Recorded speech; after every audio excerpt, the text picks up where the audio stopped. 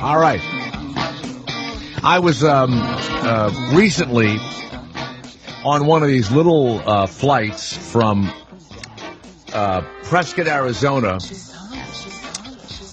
to, it wasn't L.A., it was another little stop or whatever, and it's been a long time. Hidden and Valley? the plane was so small that they didn't have a bathroom on it.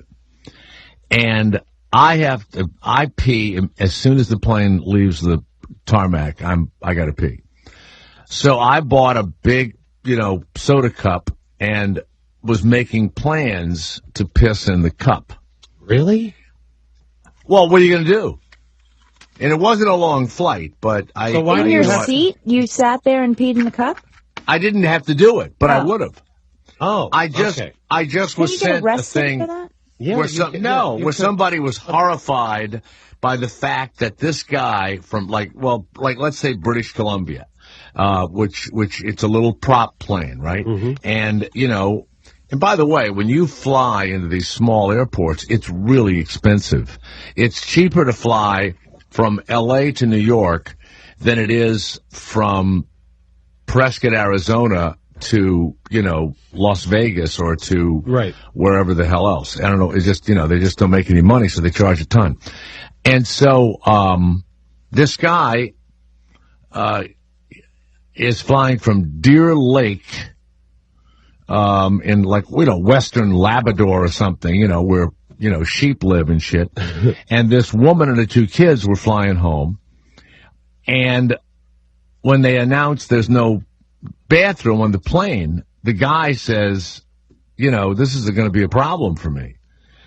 And he gets in there and he says, he tapped her on the shoulder. He says, look, could you move your son? I'm going to get in this window seat. I have to pee. And he peed in the vomit bag, which is, and the woman went crazy. Now, listen to what she paid for her and her two kids to fly $2,400 in this little shitty plane somewhere with no bathroom. $2,400. So now it was a Beechcraft 1900 turboprop operated by EVAS this was in Air the paper? Charters. I'm surprised I didn't. Of Air Can. No, not in the paper. It's online somewhere. Okay. And you're exactly right. It was going to stop in Happy Valley, Goose Bay. You just made that up, didn't you? No, Hidden Valley. Where they make all the the dressing. Right, Hidden Valley. Well, so they had maybe a plane that had a bathroom on it, but it wasn't working or whatever. And so the guy, peed in the thing. When you have to go, you have to go. What are you going to do? Yeah. I mean, it's awful. It's horrible. And what's funny is she's, yelling at the airline and everything else. It recently happened, to me. And I try and, now this has been true of me since I was a kid. Mm-hmm. So it's not even an age thing.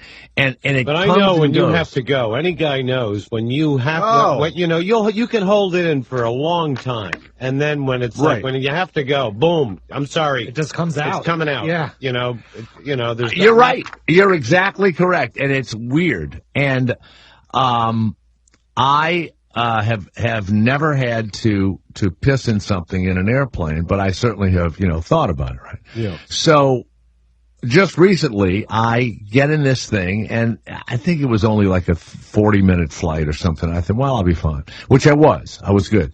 But, boy, I had a contingency plan.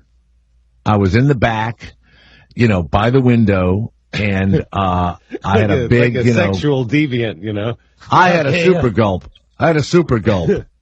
Well, that's your problem, drinking all that. No, I didn't drink it. I got the cup. You just got the cup? Oh, no. But prior to the flight, I sip water like a person in the desert, like just wet my lips. Do you put ice in a cup that you're planning on peeing in? Because they put ice in the urinals at clubs and stuff, right? Yeah. That keeps the stink down. Yeah, you should be considerate. And then maybe it'll keep the noise down, too, because nobody wants to hear you. I've peed in the car in a cup. Traffic jam. I've pissed in the car. Oh, I have a little thing in the car where I can go right in the car. Yeah. Let's go to... I know truck drivers do it all the time. And I have then a little urinal from the hospital, truck drivers do it, and then they save it when they go through... You guys are so lucky. Certain... Well, you gals... You're so you gals lucky. spray all over. You spray all over the place. I know. It's difficult. When women go to the bathroom... We create bathrooms in between car doors and beach towels. It's like somebody... ice buckets. It's like somebody put one of those big water guns, Garrett. Super soaker? Like a super soaker's been inside of you. Then it's just not on my way home There's from blood and everything I know, else, it's a mess down there. No, every there time blood. You crazy. Sometimes, right now there is. I remember coming home from my bachelorette party. I can't even hear about it. So I'm not talking about my period. I'm saying. Don't even say the word. Okay, I can't say it. Sorry. Moist. You're disgusting. Moist. It's a part of life. It is. It's not. Moist is a part of life, too, and you disgusting. can't stand it. When I was coming home I had a nice piece of moist cake last night Don't for ruin dessert. cake for me. When I was coming home from my bachelor... period. Shut up! Hold it. Hey, You can Garrett. still have sex with me. I don't want to have sex with you. Get away from me. God. Duncan Hines, the cake mix company. Ruining things. The woman always goes like this. Delicious, moist coconut cake from Duncan Hines. What about red velvet cake? That's I hate you guys. No, but wait. So I was driving home from my bachelorette party, and I had to use the bathroom so badly. We couldn't pull over. We were stuck in traffic. So we had this ice bucket that we used at the beach, and then I fashioned a toilet seat and sat on it. In the car? But I was pee shy because I was in front of all these girls, and I had like a blanket or a beach towel over me. Truckers were honking. It was a nightmare. And by the time it was done, I had one of those rings around my ass because I was sitting on it in the front seat. Did you finally go? Yes, I finally went. It was awful. How did truckers know what you were doing? Because they can see in, and we were in kind of slow moving traffic, and I'm sitting basically above everybody else with a blanket over me. They knew what was happening. It was awful. It was truckers. awful. But it was a big pot, though, because I had to, sit on it. Well, at least you had a pot to piss in. That's right. There you go. We called it a pot to piss in. Right. You know what? I was sitting here, Garrett, waiting for him to use the 300-year-old joke. He got to it. Yeah, he did. You got there. Let's go to Greg who's in California. How dare you? Yes. Well, true. You know what I like? All your brand new modern stuff you save for your nightclub appearances. All the old beat up shit you just, you I did all my modern things yesterday on the Pia Lindstrom show. Yeah, Pia Lindstrom. Yeah, she's modern. Let's go. Ask her how her parents are. Let's go to Greg of California. Oh, my God. Yeah. You know, the secret of Duncan Hines is the pudding in the middle. Ooh, thank you. Keeps it moist? Moist. It keeps it very moist. Christine, is your period pudding-like? All right, get rid of him. We're not get rid of him. You lost your chance. Rice pudding like. Let's go to Michael of New York City. Don't ruin my favorite pudding. What's wrong with you? Michael is a limo driver here in New York City. Michael, how do you relieve yourself in traffic? Well, many truckers, and it's a secret of many limo drivers, keep an empty Tide bottle because it has that wide mouth at the end. Yeah. What bottle? A Tide detergent bottle. It's easy to use. It's put in the trunk, and if nobody really looks at it, if the customers see it, it's like, they think the guy has laundry detergent in the back, but it's really full of urine, or you just dump it out whenever you get a chance. And that's the best way because it doesn't splash and there's ample room to do what you need to do. And it's not see-through. Wow. Mm-hmm. Like a Gatorade bottle is. Do you have any tips for girls? Well, you had those girls on there that made that line of stuff that you can have that, pee and it comes straight out. That would be an excellent addition to that. Don't you think it goes right in there? Some kind of a suction cup to go over the whole vagina area. you know? Yeah. Well, the women... I would the women, appreciate that. I'd have less shyness because it can the help women me. have a funnel they can use. The French, Yeah, but the funnel needs to be, it needs to be adhered to the sides of your thighs. Oh, you well, know, Christina, you with could a put lubricant of towel some over kind. yourself. Yeah, no, I figured that part out on my own. And when the truckers can't see you, if you have a towel on your lap. They still know. Smart bastards, they still know. But they don't see anything. It's just an illusion, and it's That's true. Yeah. Sometimes the imagination is worse. Well, I just read this story today, and I looked at it and I thought, man, you know what? I just kind of went through that, and it is when they announce there's no toilet. Mm-hmm. You go, oh no, and it doesn't happen very often. But I fly in little tiny planes all over the place, and it's like, a little prop plane, and it's sometimes they seat like 12 people. What about Alan Shepard when he was sitting on that rocket? And they told him, he goes, well, we're going to have to wait. And they goes, just go in your pants, go in the suit. They wear diapers now. They have to wear diapers now, don't they? Well, look at Tony Saragusi. No, I think they have a tube.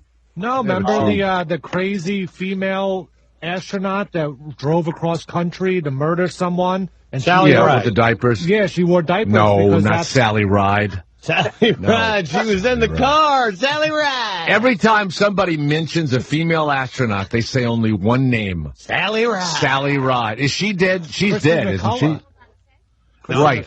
She was the one that she was the school teacher, Garrett. Yeah. Hey, you guys are great. Thanks a lot. All right, thank you very much. Thank you. People have to go to work. Yeah, I mean, let's go to Steve, who's in Illinois. I don't want to open up the window here. It's easy to pee in a truck, for Christ's sakes. You're by yourself. Yes, Steve, go ahead. What is it? When I can't get to the toilet, I like to keep some compactor bags handy. They're about 2 mil thick. They're the same thickness as contractor bags, but they don't have as much plastic, and I stretch them over a toilet seat. That would be a good idea, is to bring a huge trash bag and then actually put the lower half of your body in it in the plane. Piss and then just slip out of it and then, put a little wrapper on the top. It's the smell that's the biggest problem. And also the noise of the sound of you peeing. Has anybody ever taken a dump while they're driving?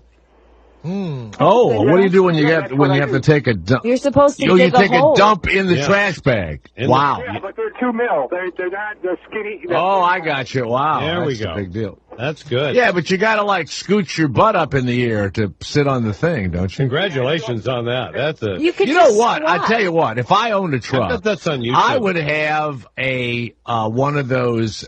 It's a camper toilet where right under my seat you would just pull out like a whatever, and there's the thing, and it goes right into environmentally safe.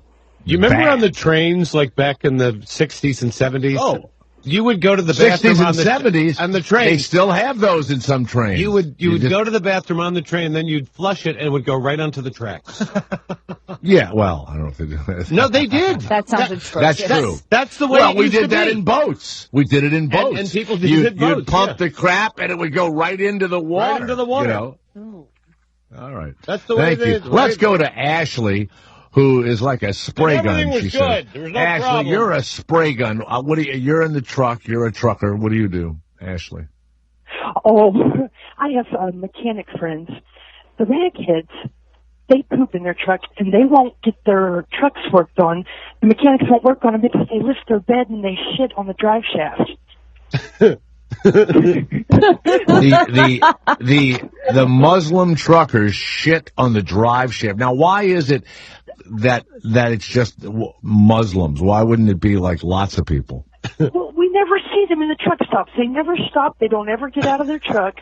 Just to fuel, and they're gone. So they drill holes in the floor, and they make their boo-boos right on the drive shaft. I've heard this. But why is it they don't want to stop? Way to go. Oh, God. Why don't they want to stop? For you, at least. I don't know why they don't get out of their truck. Because they're terrorists, They're just on the prowl. How would you like to get under there? You're working on a drive shaft, and there's a big human turd sitting on top of it. My mechanic friends, they won't work on them. They see a raghead. Oh, we're busy. Oh, we don't have time. Is that what they say? Oh, here comes a raghead. Is that how you and your friends talk? And I keep a peacup in my truck. Does it have kitty litter in it? And I have, no, actually, I have a cat, and if I ever have a diarrhea, I use his litter box. Wow. Oh, well, actually, all right.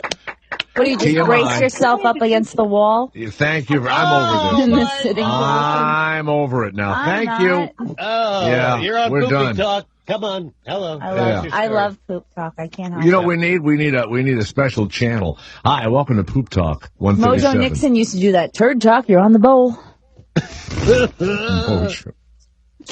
What keeps his career going? You He's wonder still about me. here. What do you mean? He's on Outlaw Country. And... I know he is. Is he still singing and all that? Yeah. He had a bathroom close to his studio, right? I used to hear him defecating while we were at break and stuff. Or like even on the, yes. I thought he or sat you'd on hear the him toilet go. and did it. Yeah, you hear him go. Really? Did his show? Did he ever do a show on the toilet? Yeah. He did, Yeah. Right? Okay. Now, does he have a problem that he has to go? No, he's just got the convenience of it. Yeah. And, you know. Hey, I'm in the grocery store minding my own business, and I'm by the way, I learned this from my mother, and my wife hates it, my kids hate it.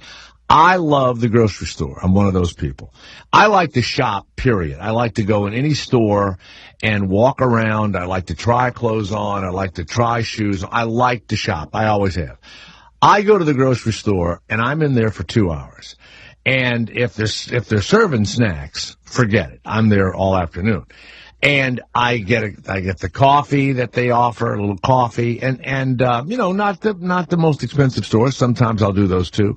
But in the regular, out here we have Ralph's and Vons and all this. And I have coupons. Oh my God. Oh, Mr. Thomas, you saved $61 today. Thank you. Thank you. What are you buying? And the bag, I buy hundreds of dollars of food, and we're realizing now that the kids hardly eat at home, and we're making too much. And I cook all the time. I'm always cooking. Garrett cooks all the time, too. You like the grocery store, Garrett? You like to shop? You enjoy it? I do, but city grocery stores usually stink, so it's fun when I go out of town. There are some fun grocery stores, but it's a long way from your place. On the Upper West Side, they're kind of like these farm stores. There's one, the Amish Grocery. Have you been in there ever? Yeah. And Fairway is by me, which is pretty like a normal grocery store with cool stuff. The Amish store has nothing to do with Amish people. No, it doesn't. Absolutely nothing to do with nothing. Isn't it and they pump in cheese and smells in there, so you think it's fresh. It has nothing to do with Amish country. So I'm going up and down the aisle. I've got my coupons. I'm mixing and matching, and I'm doing stuff and buying things. And I get to the cereal aisle. And one kid likes one cereal, another likes another cereal. And I'm looking at them, and a woman comes up to me, and she says, an older lady says, can I give you a hint? I go, what is it? She goes, if you will just buy a bag of, and she gives me the brand of flaxseed, and you will just put the flaxseed on top of your cereal every morning, you will never, ever have to worry about any bowel troubles at all. And she just says that to me, and I'm thinking, what made you think I had bowel troubles? I don't, Yeah, how dare and she walks on. So I go down the aisle, and I see this brand of flaxseed, and I buy the thing. And I, put it in the refrigerator, and the wife would go, what's with the flaxseed? I go, this lady. She said, well, you never put it on anything. So about a week ago, I've been reading about how great cinnamon and honey is. And I started these Chinese herbs, and I'm doing all this stuff. And I have to tell you, I had all that trouble like a year ago, and my energy and everything has just gone through the roof. I'm doing the Chinese herbs. They're not cheap. They're like, $85 for like a 2-month supply or whatever. Oh. And so, Garrett, I wouldn't have believed it, but it's happening. And I'm seeing muscle come back in my body where I was having trouble, building my arms and chest. What kind of Chinese herbs are you attributing to I don't know. I went to a guy that does. You know what you're taking. What are you taking? Well, I have to get rid of the bottle, but it's a mixture. I went to a guy. I hope it's not this powder. You're not taking powder, are you? Yeah. They grind them up. They grind it all up. Shark fin, probably. No. You know what I'm using? Ginkgo biloba? Orca fin is all I'm ever using. Oh, that's Orca nice, fin. yeah. But the thing is that I get coffee in the morning, and I put honey and cinnamon in the coffee, and I put the flaxseed in there, and then I put the Chinese coffee?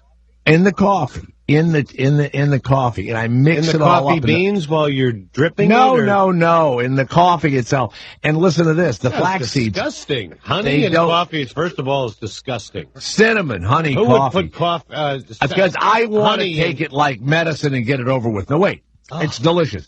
The flax seeds don't dissolve. No. So I literally have to spoon them into my mouth. And, of course, everybody in the house is disgusted by this. So I get up early and I make my little thing. And then the rest of the coffee, it's just coffee and half, and life goes on, right? I want to tell you something. It is delightful down there. I'm telling you. This woman just came out of nowhere. And my energy is fabulous. Can you set your clock to your bells? Yeah, every morning, boom, bang. I've never been like that, ever. I'm telling you, I couldn't believe it. And it took like just a couple, 2-3 days. And now you it's don't fabulous. Eat breakfast? You don't eat anything? Oh, yeah. Oh, God. So why not throw the flaxseed on top of what you're eating?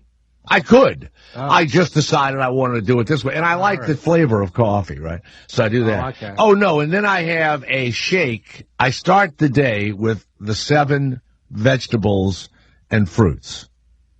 See, I want to get it all done right away. So I have the 7 vegetables and fruits and protein powder. What do you have, a V8, or you have? No, I make a whole deal. I make a shake. I make a big shake. Yeah. And I make with a 7 vegetable. I put lettuce. I put tomatoes in it. I put tomatoes. And anything you put chocolate on top of, it makes no difference what you've put into the mix. So I finish it with chocolate almond milk. And that does it. So I do that, and I do the coffee with all of that in my life. And then, what do I have after that? A bacon, lettuce, and tomato sandwich. My wife made me bacon, lettuce, and tomato. So I have all the great values. But the woman coming out of nowhere and doing that, it was almost like you wonder sometimes, don't you? Like, who sent her? What made her do? I mean, I wasn't looking at laxative cereals. I had like some Raisin Bran in my hand. Did you ever have a problem with your... No. Where you need but I never knew when it was going to happen. My ex-wife always had the Metamucil in the refrigerator, and she still does. Flaxseed. She'll never need it. She has flaxseed, but it sits up there in the cabinet, her flaxseed and her Metamucil, her grunting in the apartment. Her 3-bathroom apartment. Well, I'm down in my hovel. Like Ira? Yes.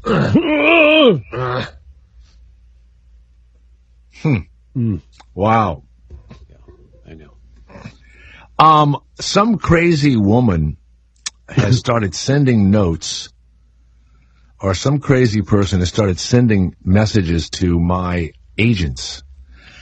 And the first message says, "Hi, Jay, do you remember," and it's all in caps. "Do you remember me?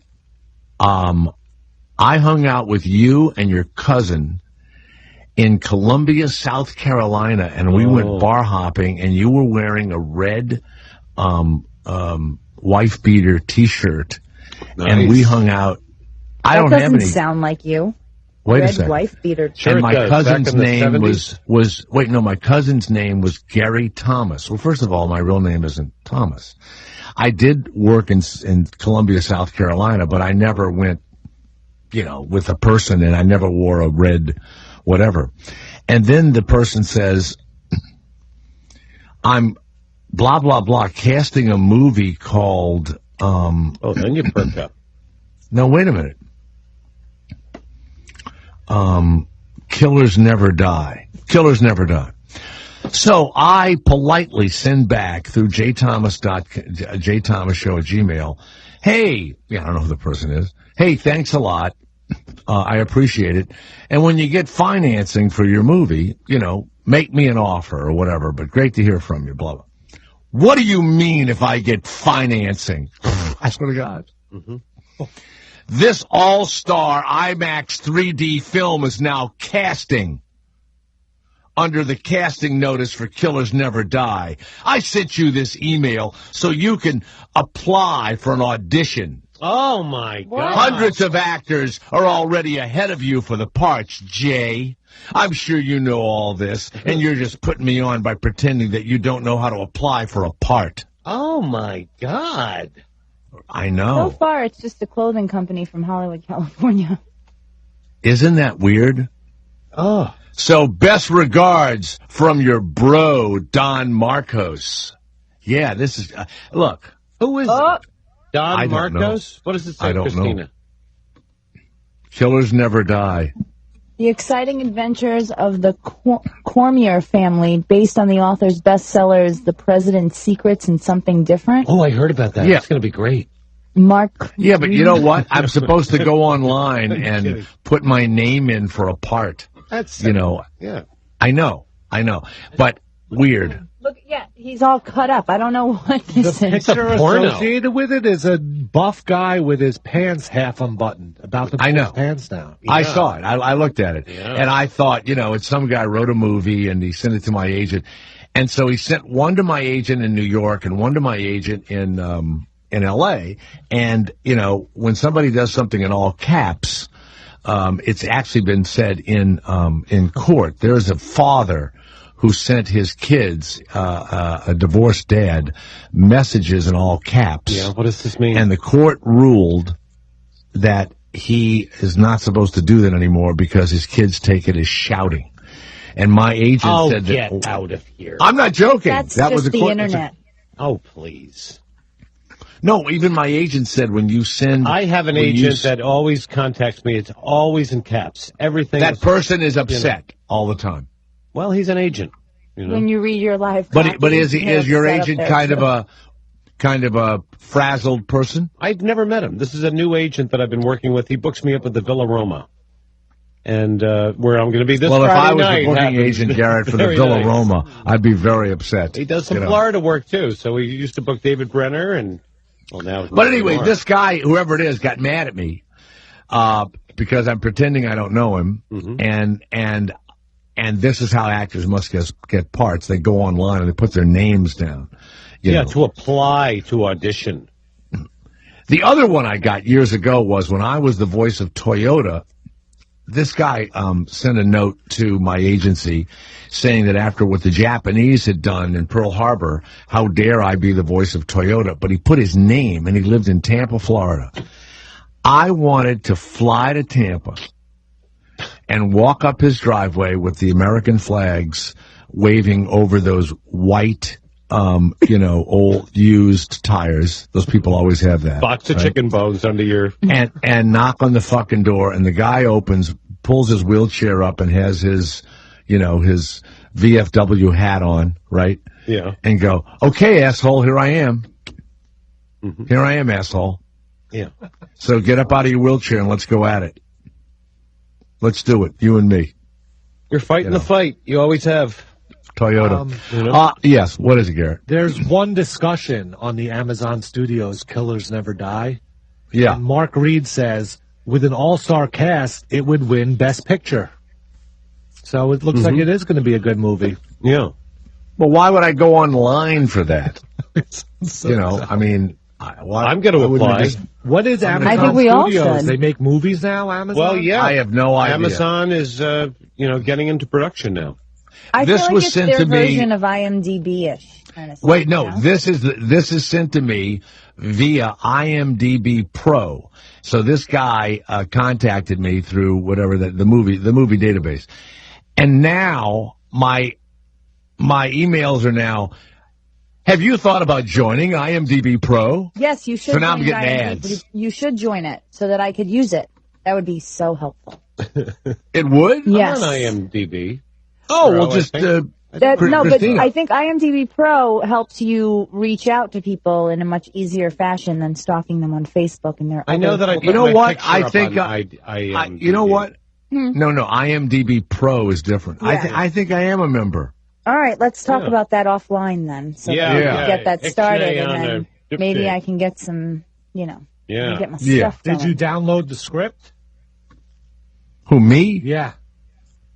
They have a script you can The download? whole thing is up there. Oh boy. That's really weird, Kevin. Can we That's do a odd. reading of it right now? Yeah, could we do a table read? Sure. Yeah. Hold on. What is Killers Never Die? Well, who would we're put going a to do the script? live reading right now. No, but who would, I don't think this person knows I'm on the radio. I think they're, doing, I don't know what they're Didn't doing. that just come out that Quentin Tarantino, he was going to do a movie and it was put up, and then his movie was put up on the It internet? was stolen.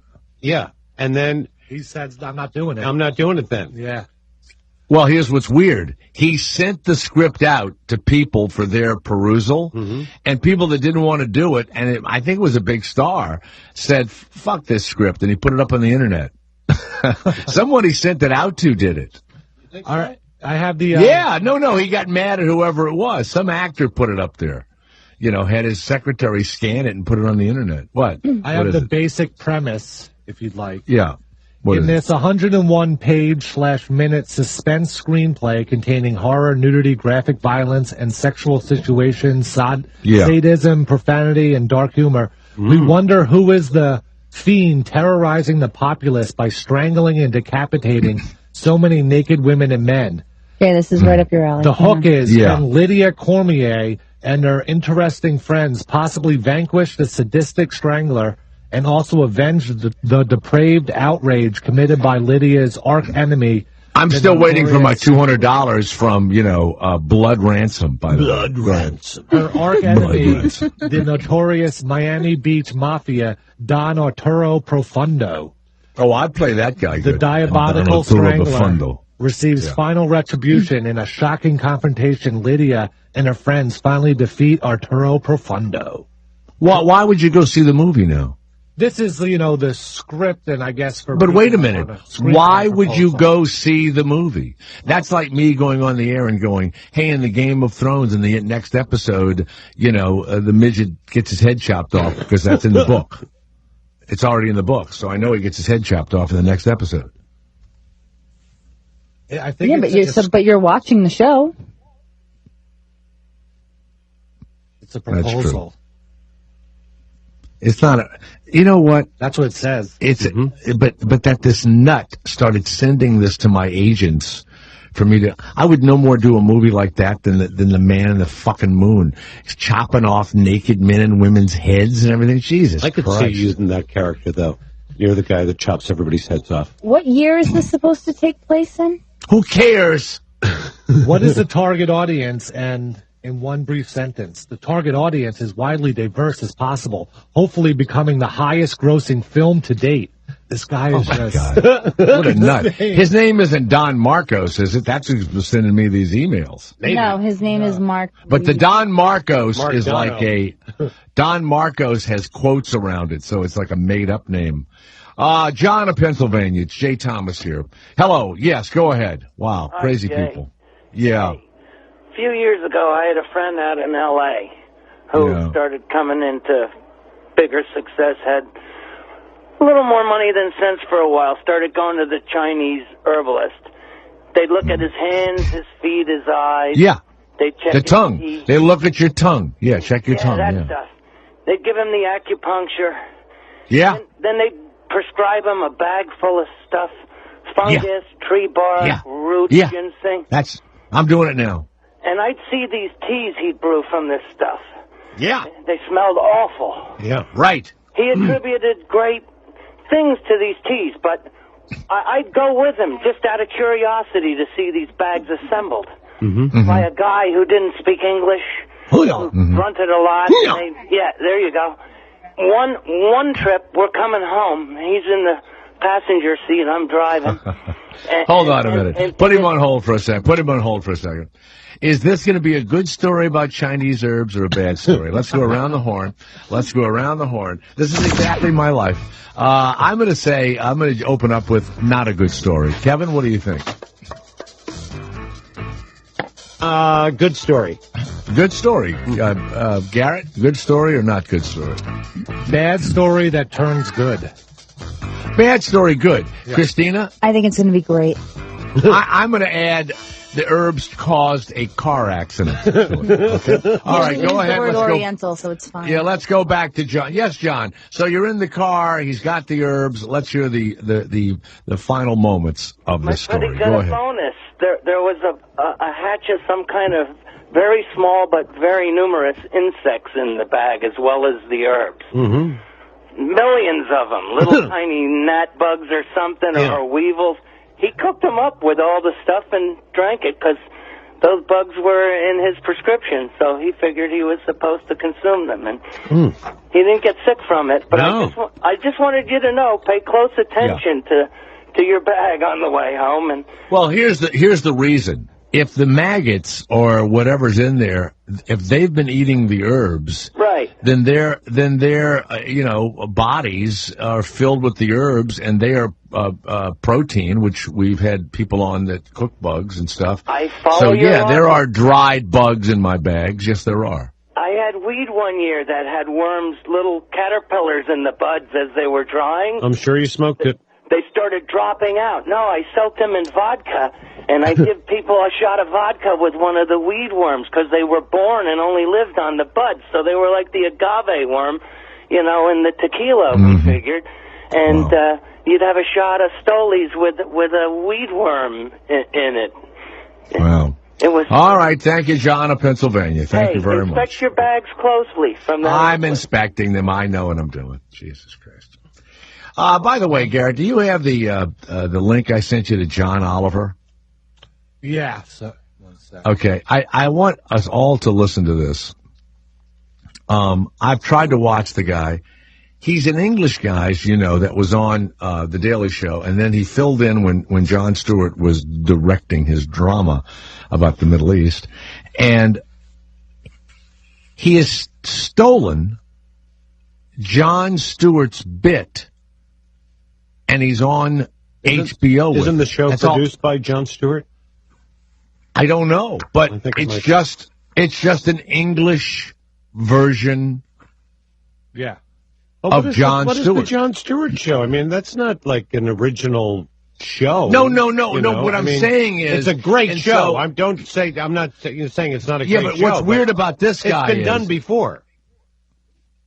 Yeah, but this guy is a second-rate English copy of the Jon Stewart show on Sunday. Okay, I want you to. It's a wrap-up of the news. I want to play it, and I want Christina and Garrett and you to listen and tell me if I'm wrong about this guy. I don't get it. Go ahead, Garrett. Okay. To the US and to campaign finance, there was yet another development on this week. The Federal Election Commission has voted to allow a political action committee to accept contributions in the digital currency Bitcoin. That's right, Bitcoin. The currency of choice for heroin dealers and assassins is now perfectly fine for political candidates to accept. Are there any limits left on campaign finance anymore? Corporations are people, people can give pretty much whatever they like, all of which has led us to the point where one state in the midterm elections is set to have the most expensive Senate race ever. And I'll give you a clue. It is the 50th state that you are thinking of. Well, it could end up being a $100 million race, the battle for the United States Senate seat in Kentucky. Kentucky? $100 million for Kentucky?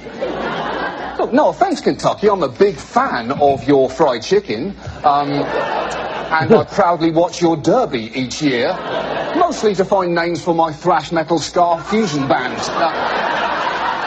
We are Dance with Fate, and we are extremely loud. Now, you might well ask, why are Kentuckians giving so much money to their candidates? Well, funny story, they're not. The two likely candidates are Senate Minority Leader Mitch McConnell and his Democratic opponent, Alison Lundergan Grimes. And the vast majority of their big donor money comes from out of state. So let's not pretend that Kentucky's election has anything to do with Kentucky anymore. Each candidate has been using some of their money to scorch the earth with negative ads. For Mitch McConnell, it's mainly about how much he loves coal and how much his opponent hates it.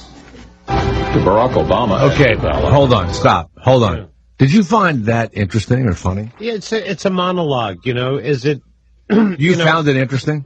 It's the same. There's sameness to it. There's not anything really new. There's no. Do you think that deserves to be a show? Why not? People will watch it. Jesus, I don't think. I thought the crowd was struggling to laugh. Well, the crowd is told to laugh. Yeah, the crowd is told to laugh. Yes, they are. They are.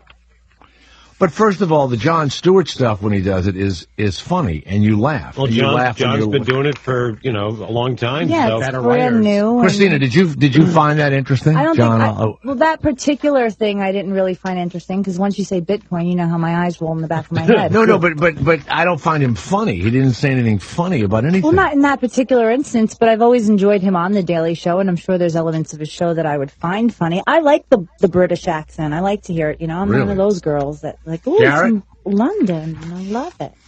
You find that had the interesting same at all? reaction as watching a Jon Stewart show that's like not top of the line, just a regular run-of-the-mill Jon Stewart show. Same as that. I think it's a little early in his run not to be hysterical.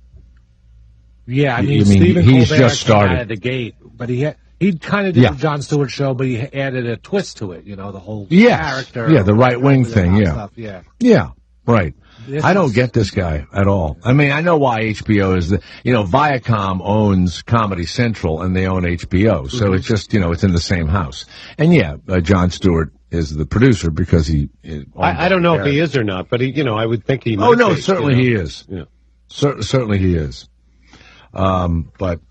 Stifiano was on Dr. Phil. Oh, God, I and missed he that. nailed her. He fucking nailed her. What did he do to? Oh, it's so good. He nailed her.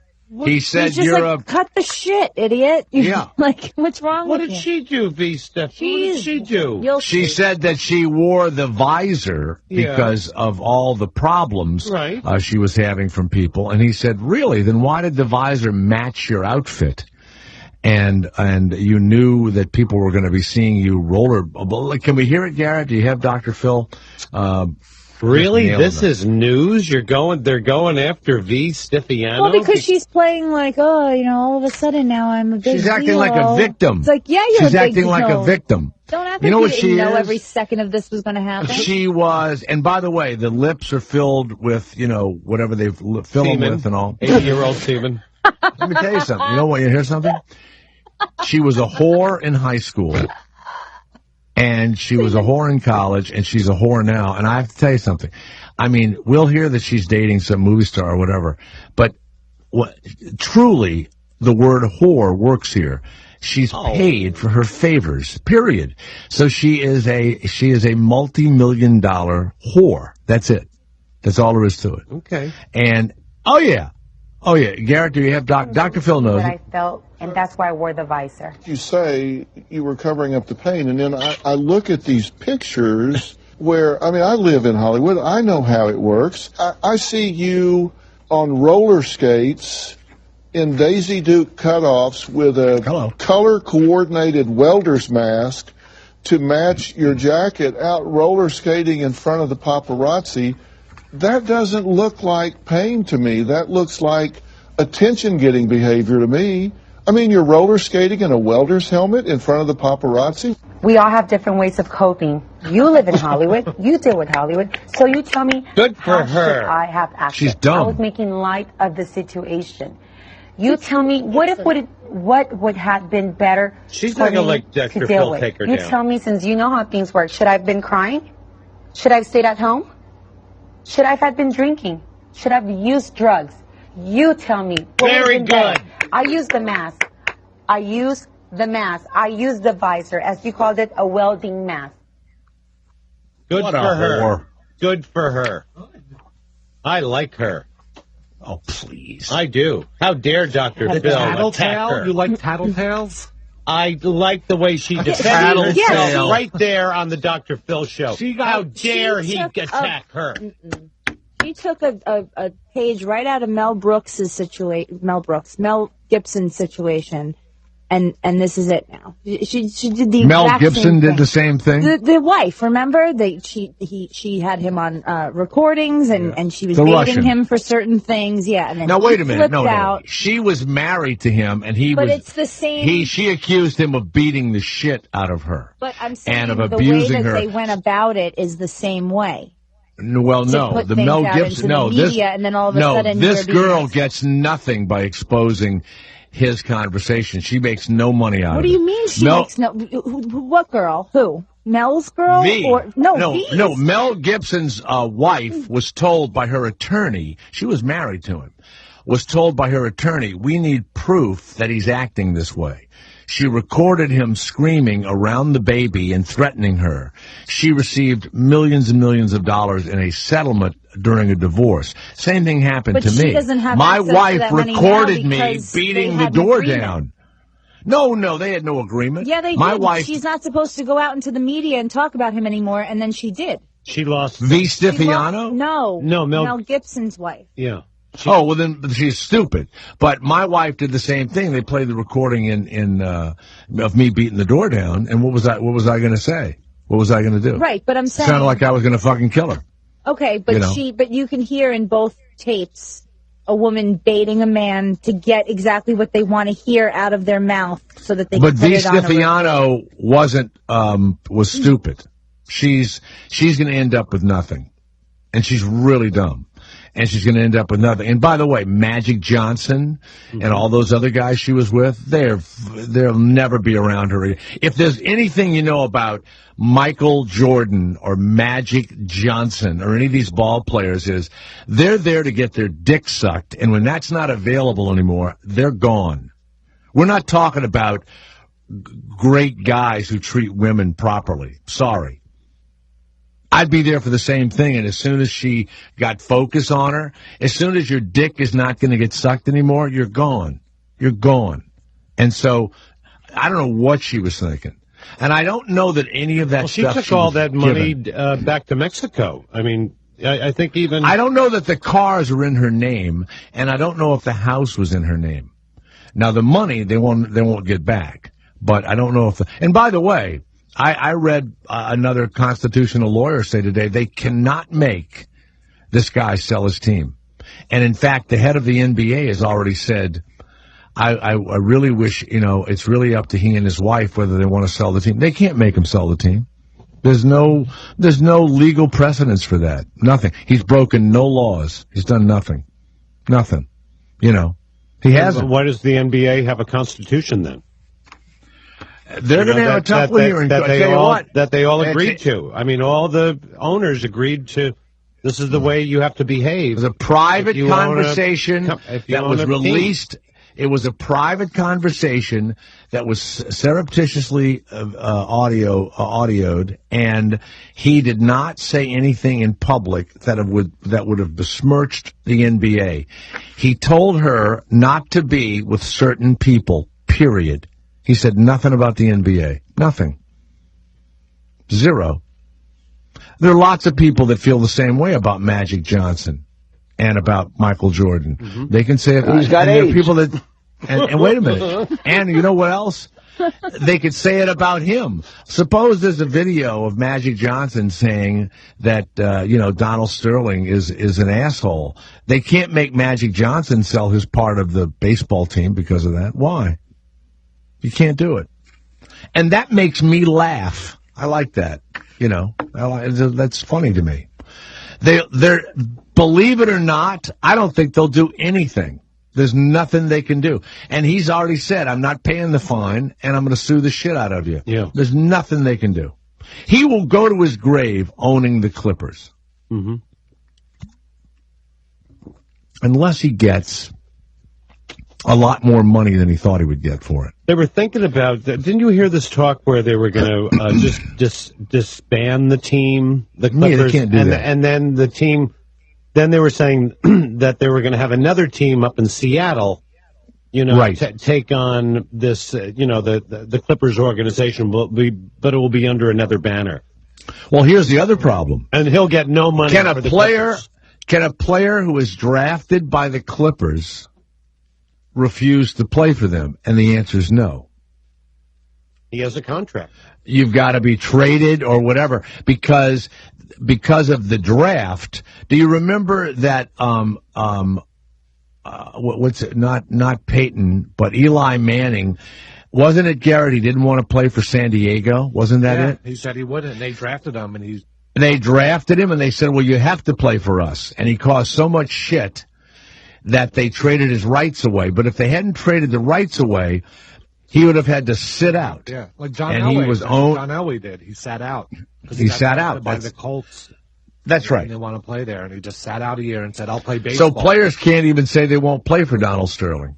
And by the way, they went to the playoffs. They have a very, very good coach, and apparently whoever runs the team does a pretty good job. So I'm glad. Screw them. First of all, I hate NBA basketball. I hate it. You're 6'9", and you put your arm up and you put the ball into the hoop. I don't find that to be anything interesting. I don't find that interesting. And the shorts that they wear are so big. Why don't they wear some nice short shorts?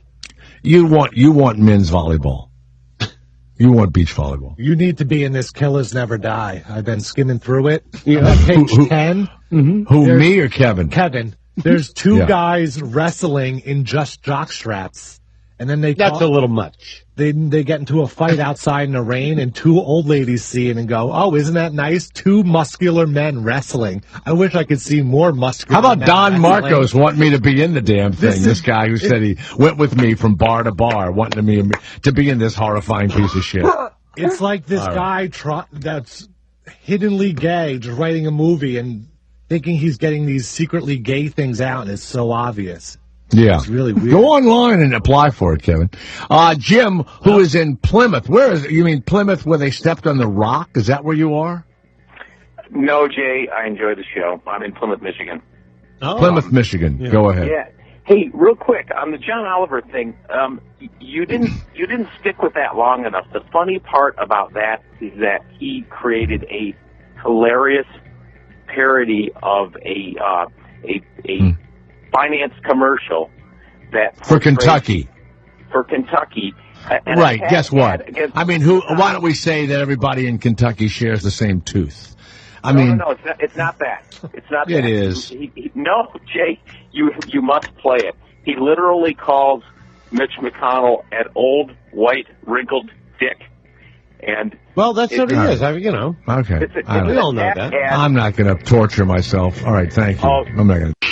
The Jay Thomas Show. I got so much feedback saying they loved it. And I'm like, what show are you guys doing? Jay Thomas. He's the afternoon guy. On Indy. Sirius XM 104.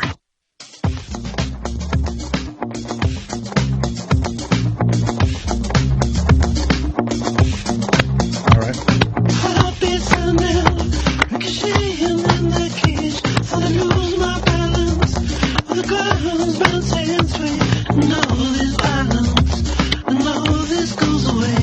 Who is this?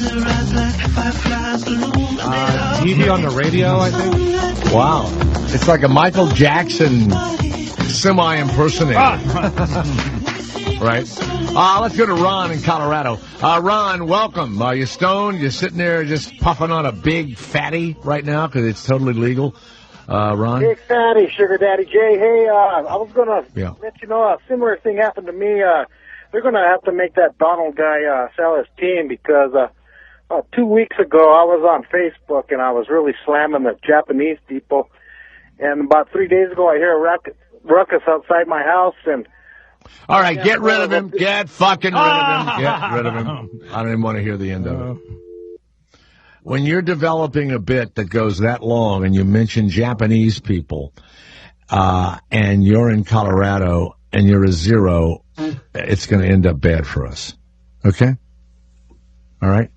It's like this woman that was interviewing a guy. Do we have the interview lady that wanted to hear from a guy about some sewer problem or something? Longer than anticipated to find the crack in the 64-year-old pipeline. I'm standing here with Fred, who says he was greatly impacted by the gushing of oil. Can you tell us a little more of what you saw? I sure can. I was sitting on my front porch, grabbed a beer, and fuck her right in the pussy. That's So there you go. Where was and that? the reason why she deserves that from that guy is because her voice is like this.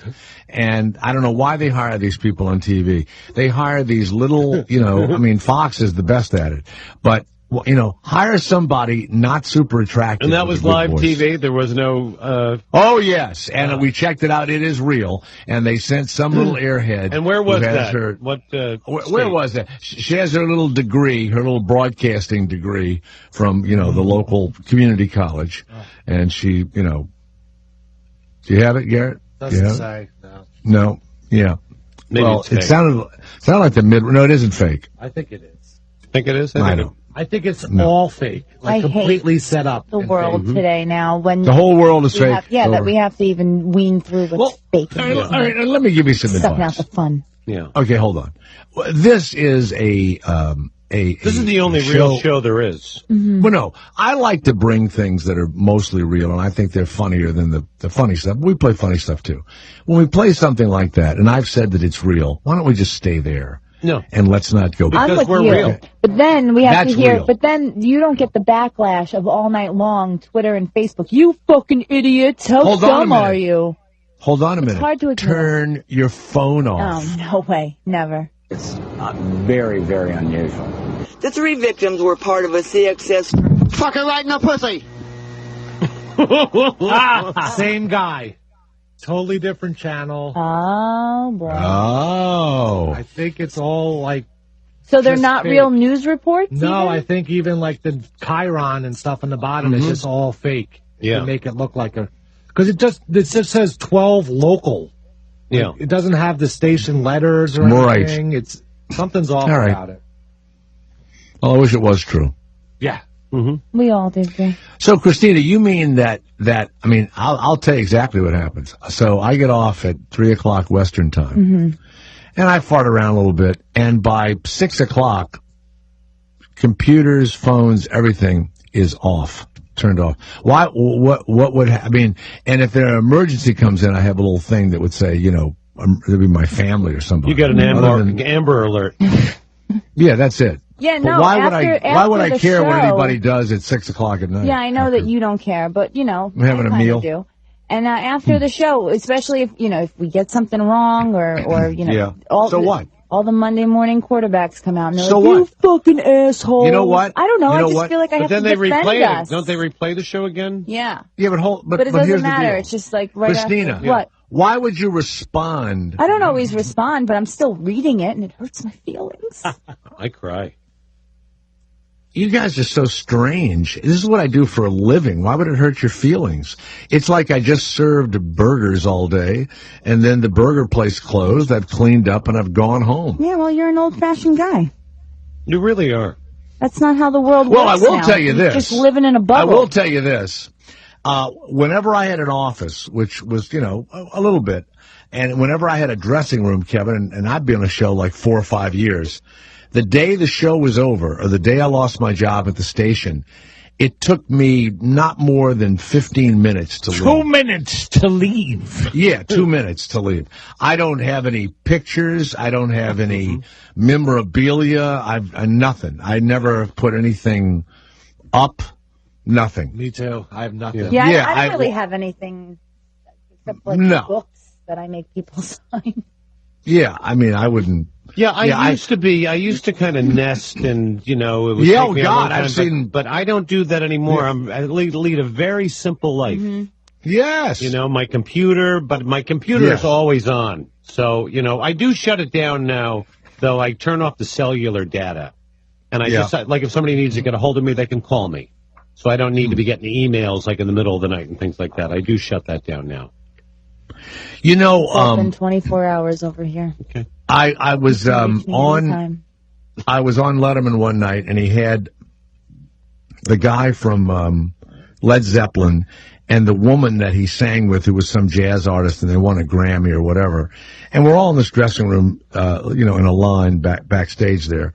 And he's the guy still has the long hair, but the really craggy face from Led Zeppelin. Yeah. What are their names? I don't know who they are. I don't even know. English guys. And I walk out of my dressing room, and Robert he's- Plant? Yeah, I guess so. He's just hawking his music and hawking. I mean, he's a multi-jillionaire, has castles and shit. Hawking it and hawking it and hawking it. Just talking it up.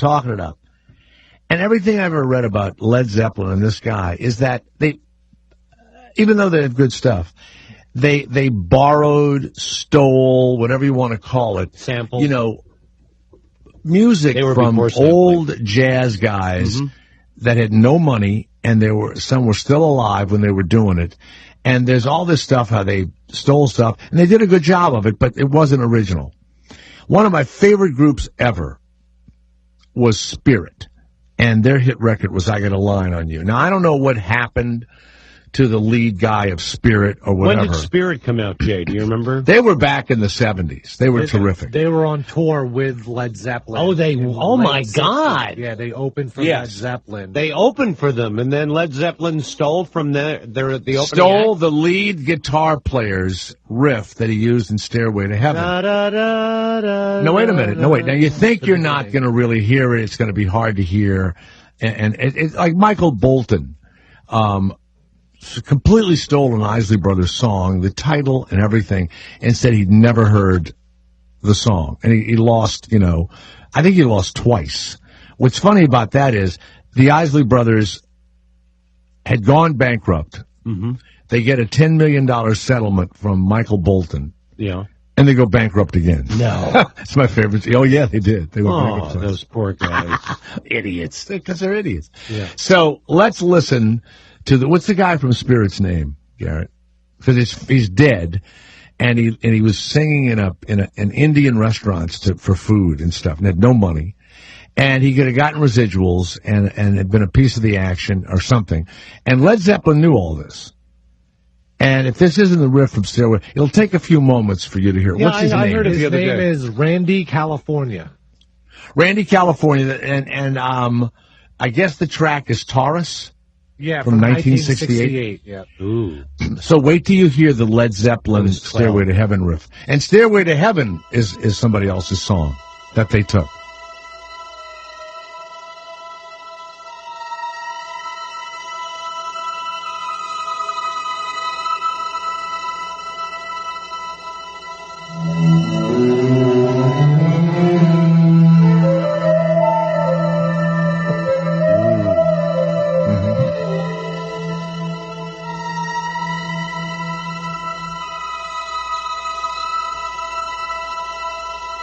She's buying. No. Not yet. Not yet. You'll hear it. It's distinct. Jimmy Page. Here it comes. Listen. Oh, yeah. Hold it. Listen. Well, this is the beginning of the song.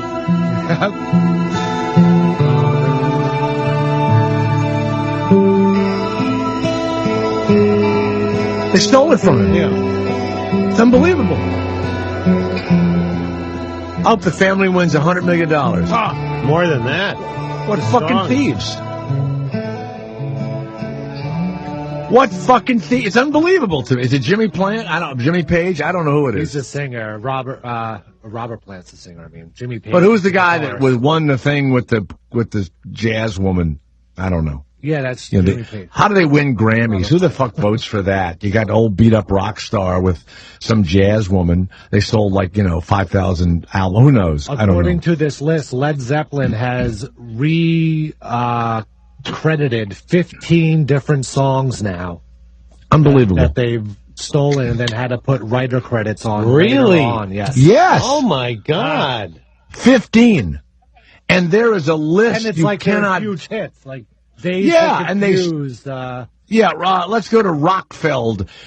Is he online too? Rock Velvet, sorry. Yeah. Oh, Rock Velvet. Yes, Rock Velvet of Minnesota. Didn't they steal from the great old, down south jazz singer guys and didn't pay him any money?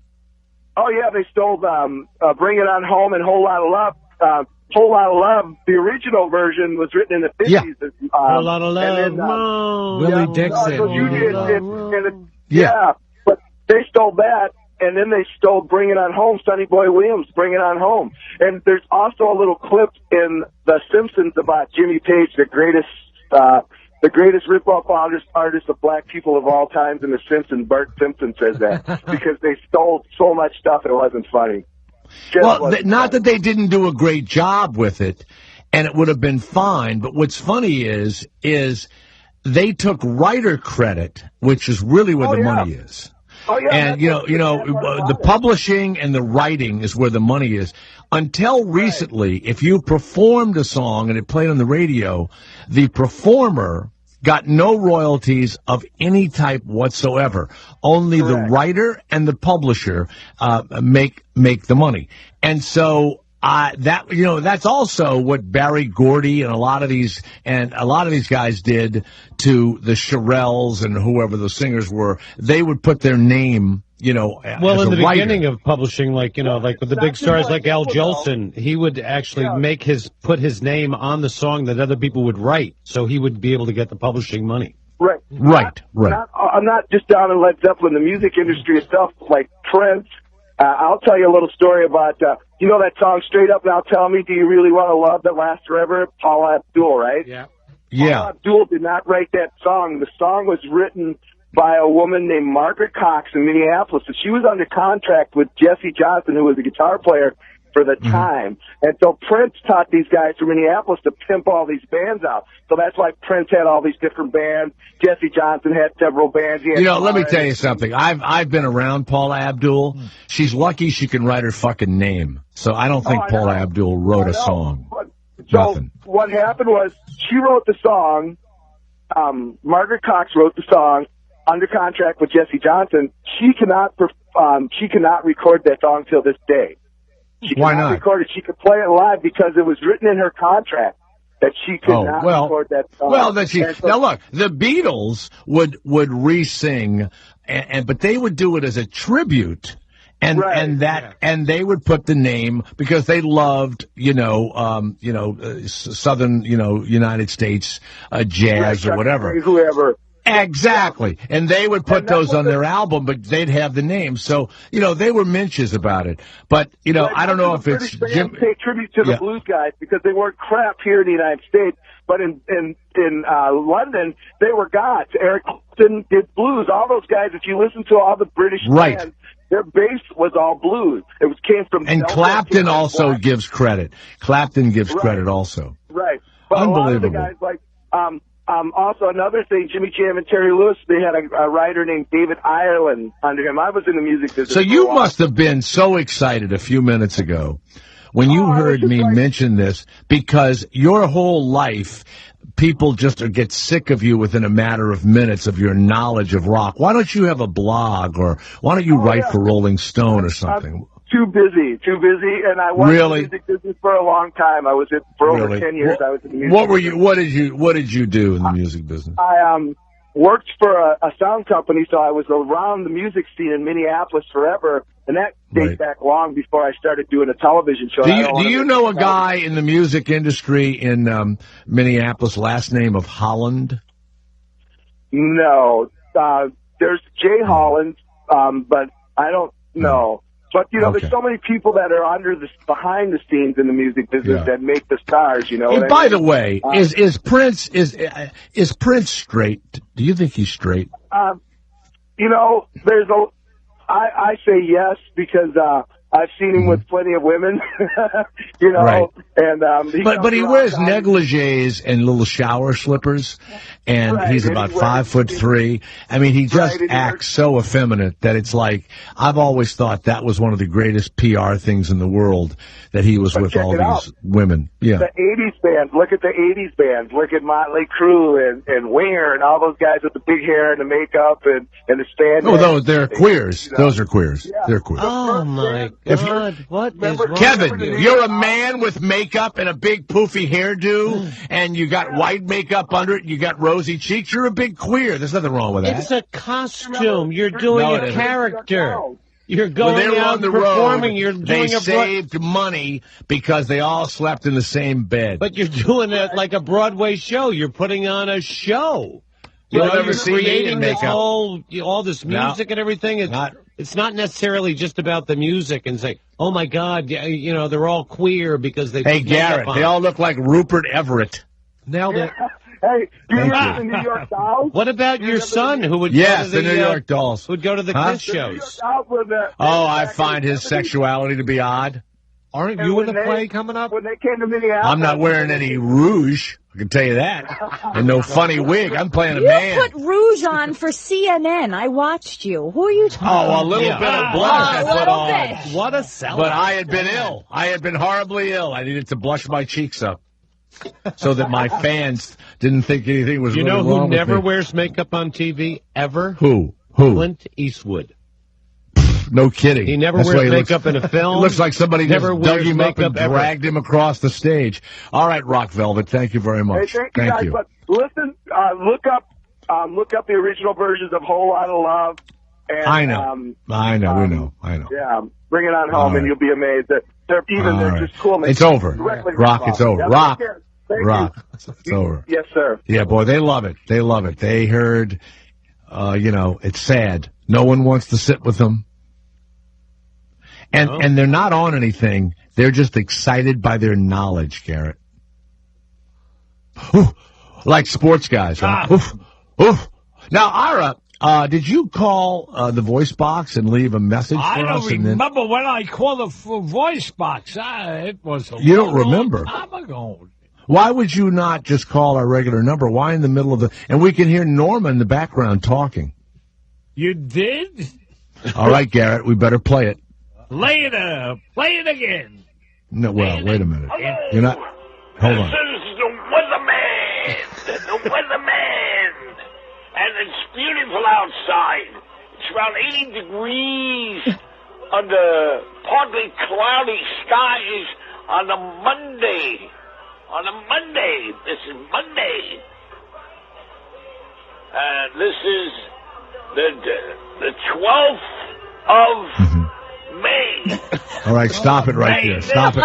Hold on a minute. Is that you? Why would you call the voice box 347-6-Sirius? That's for the listener. Why would you call? 347-6-Sirius? Yeah, why would you do that? At 4:42 p.m. during our show. Yeah, we're on the air. You why would called you do it that? during the show. We were on a best of that day. The best of that day. Wait a second. Don't add stuff so he can repeat it. Why are you calling the voice box? That's not for you. Well, I wanted to call the voice box. I wanted All right, to wait a minute now. We can hear you having sex with Norma. Next few weeks, we're going to be getting warm weather, cool weather, Who's he warm talking weather, and this is the way it's going to be. Yeah. He was accurate with that forecast. Yo, weatherman. Were you drunk? No, I was not. All right, listen up. Listen. You're on top of her. Are you moaning? No, I had my radio on, my other radio on. Where was Norma? She was out from the house. No, I can hear her talking. Oh. What is your theory, Garrett? You're listening to the Billy Joel channel? No, I was listening to another channel. And did you have the TV on at the same time? Yes. Oh, so you that's listen what to it the is. radio and watch TV Watch at the same TV at the same time. Wow. How do you do that? Wow. I do that. Do you listen All right, on one ear on the radio and One the ear other on ear the on radio TV? and one ear on the TV. You know what that's called? Multitasking. Multitasking. You know what, Kevin? Would you let me? That's what people complain about. Mm-hmm. Why did you have to say that? Because I knew it too. I was gonna. Yeah, I know, but you know what? Just be quiet when I'm talking. That's all they're asking. That's not a big deal. I was going to say multitasking. I said, you know what they call? I'm going to have a conversation with Ira, and you go, it's so multitasking. you asked. It really is. You said, no you know what they beat call up as a that? kid. No, you said, you know what they call that? Well, somebody's going to answer. I know what they call Somebody's it. going to answer. Yeah. And I answered. It's a multitasking. rhetorical, and you know what? Well, Christina, I he answered doesn't your need any help rhetorical from question. you. He doesn't need Well, any help. you did ask. It's a rhetorical question to Ira. Do you know, Ira, do you know what that's called when you do watch TV and when you listen to the radio at the same time? what do they call it? Well, you're listening to great shows. Yep. What are they It's called? called exactly multitasking. Why don't you say multi and I'll say tasking? Multitask. No. All right, there you go. Ira, what's a rhetorical question? Rhetorical question? Yeah. Oh, well, I called up. That's right. Yeah. That's it. I called up that number. Right. And it's a rhetorical question. And it was great to call up that number. 2476 serious. That's what rhetorical means? That's right. Call up whenever you feel like. Mm-hmm. I see. Oh. I see. Mm-hmm. Jay. Yes. Another thing is... Actually, you know what? A rhetorical question is just kind of it's a figure of speech, but you form it like a question. And I did it. I did it to make a point. That's right. It's really not, Kevin. It's a rhetorical question is not there for a response. You kind of know the answer already. You're making a point. Okay? Yeah. Multitasking. It implies a question, and we knew the answer. It was a rhetorical How question. can you tell the difference between a rhetorical question and a regular question that you need an answer in the out form, of? It is a figure of speech in the form of a question, and you know it because the person is doing it to make a point. That's what the definition is. That's all. Are you doing anything else while you're speaking right now? No, I'm not. Jay. Because that means that you would be multitasking. You know what it's like? Can't you do anything right? That's the most used rhetorical question. Yes. It really isn't a person to answer. It's not the way. It's really to jump on someone. No, I use it for humor. I do everything wrong. I can't do anything right.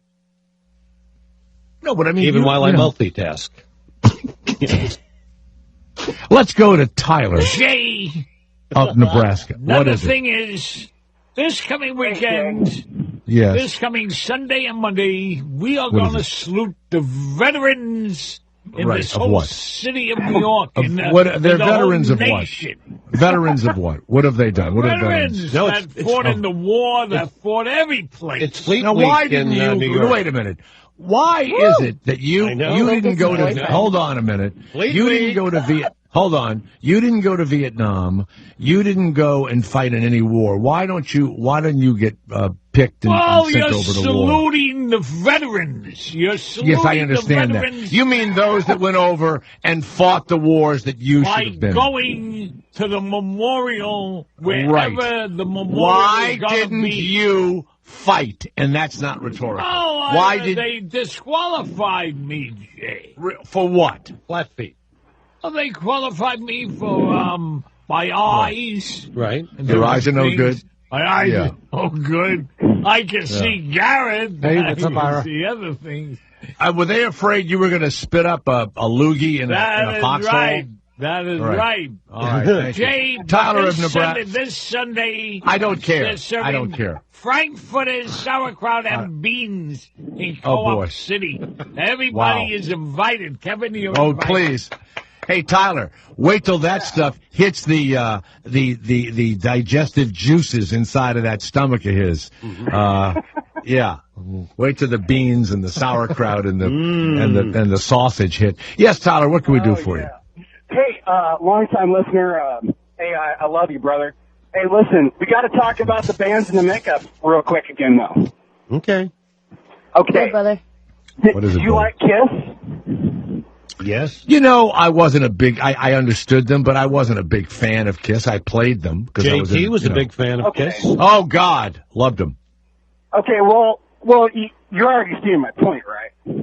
I mean, like bands like Vince Neil. Oh, you mean with makeup on? I gotcha. Look, let's be honest. Maybe you're with women all the time. Wait a minute. Maybe you're with women all the time. Hold on. If you really like makeup and stuff in your life, you will try something with a man. You may not have done it, but you're open to it. No. Yes, you are. No fucking way, man.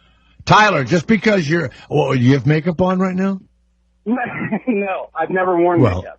Well, then there you go. I've been in a lot of bands. I'm a professional drummer. Have you ever been with a man? No, never. And have you ever worn makeup while you were performing? No. Then there you go. People that wear makeup and they're makeup bands and all, they would, and they're effeminate, they would do something with a man. There's nothing wrong with that. What is wrong with you? Nothing's wrong with that. There's nothing wrong with that. You know what? Get Tommy Lee on the show and ask him the same question. Tommy Lee would suck a dick in about a minute and a half. Oh my If no one was around. If no one was around. I believe Tommy Lee has sucked a dick. Allegedly. No. Allegedly. But you know what? There's nothing wrong with it. It's just sexuality. Sometimes, it's late at night and you're horny and there's a man there and you've got your makeup on, so you just give it to him. It's theatrics, man. It was just a fad in the 80s for... Then why not put makeup on that makes you look more masculine? Like a beard, like a mustache. Why not do that? Excuse me, you scar. dropped your mustache. A scar, thank you. Yeah. With the zippers. Maybe put a little mole on the side of your face. Yeah. I do that when I go Tyler, out. don't defend closeted or latent homosexuals. Please don't. No. It's embarrassing for you and all of your friends. No, that's not. It's unbecoming of a heterosexual. Thank you.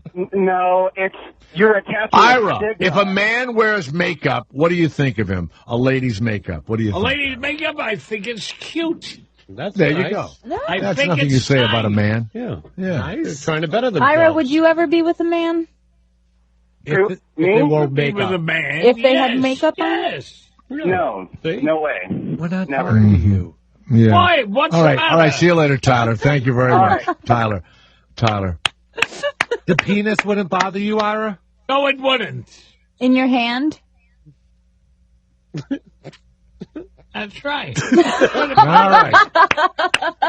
The door is open. Listen, Jay, That's what's great about the 21st century. The door in a is few open. weeks, there's going to be the Mermaid Parade in Coney Island. I'm Also, going to they're that. going to be having the parade on Fifth Avenue. Wow.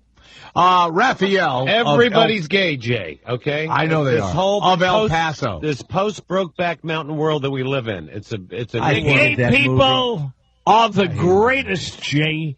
And let me tell you this. What? It's What? Listen, they're human beings. That's Really? it. The gay people are human If I beings. was in that tent and they had, Jake Jellyhole and the other guy, and I'm in that tent. Heath Ledger. I would have broken glass. Keith Plunger, and I would have put broken glass around my cot, and they would have bled to death before they got to my dick. I'm sorry, Raphael, you had to hear that. What did you call about, Raphael? Go ahead. Hey, Jay, I just found your show a couple months ago. I really enjoy your show. I drive a truck for a living. If ever you're in a tent with men that start acting weird, you just crush glass around your bed, and they'll never get to your penis, Raphael, Hey, ever. Jay, I got a quick question. They'll find a way. Sure. What is it? Do you know when, or it's actually Kevin. Kevin, when did you come out of the closet? 7 years ago.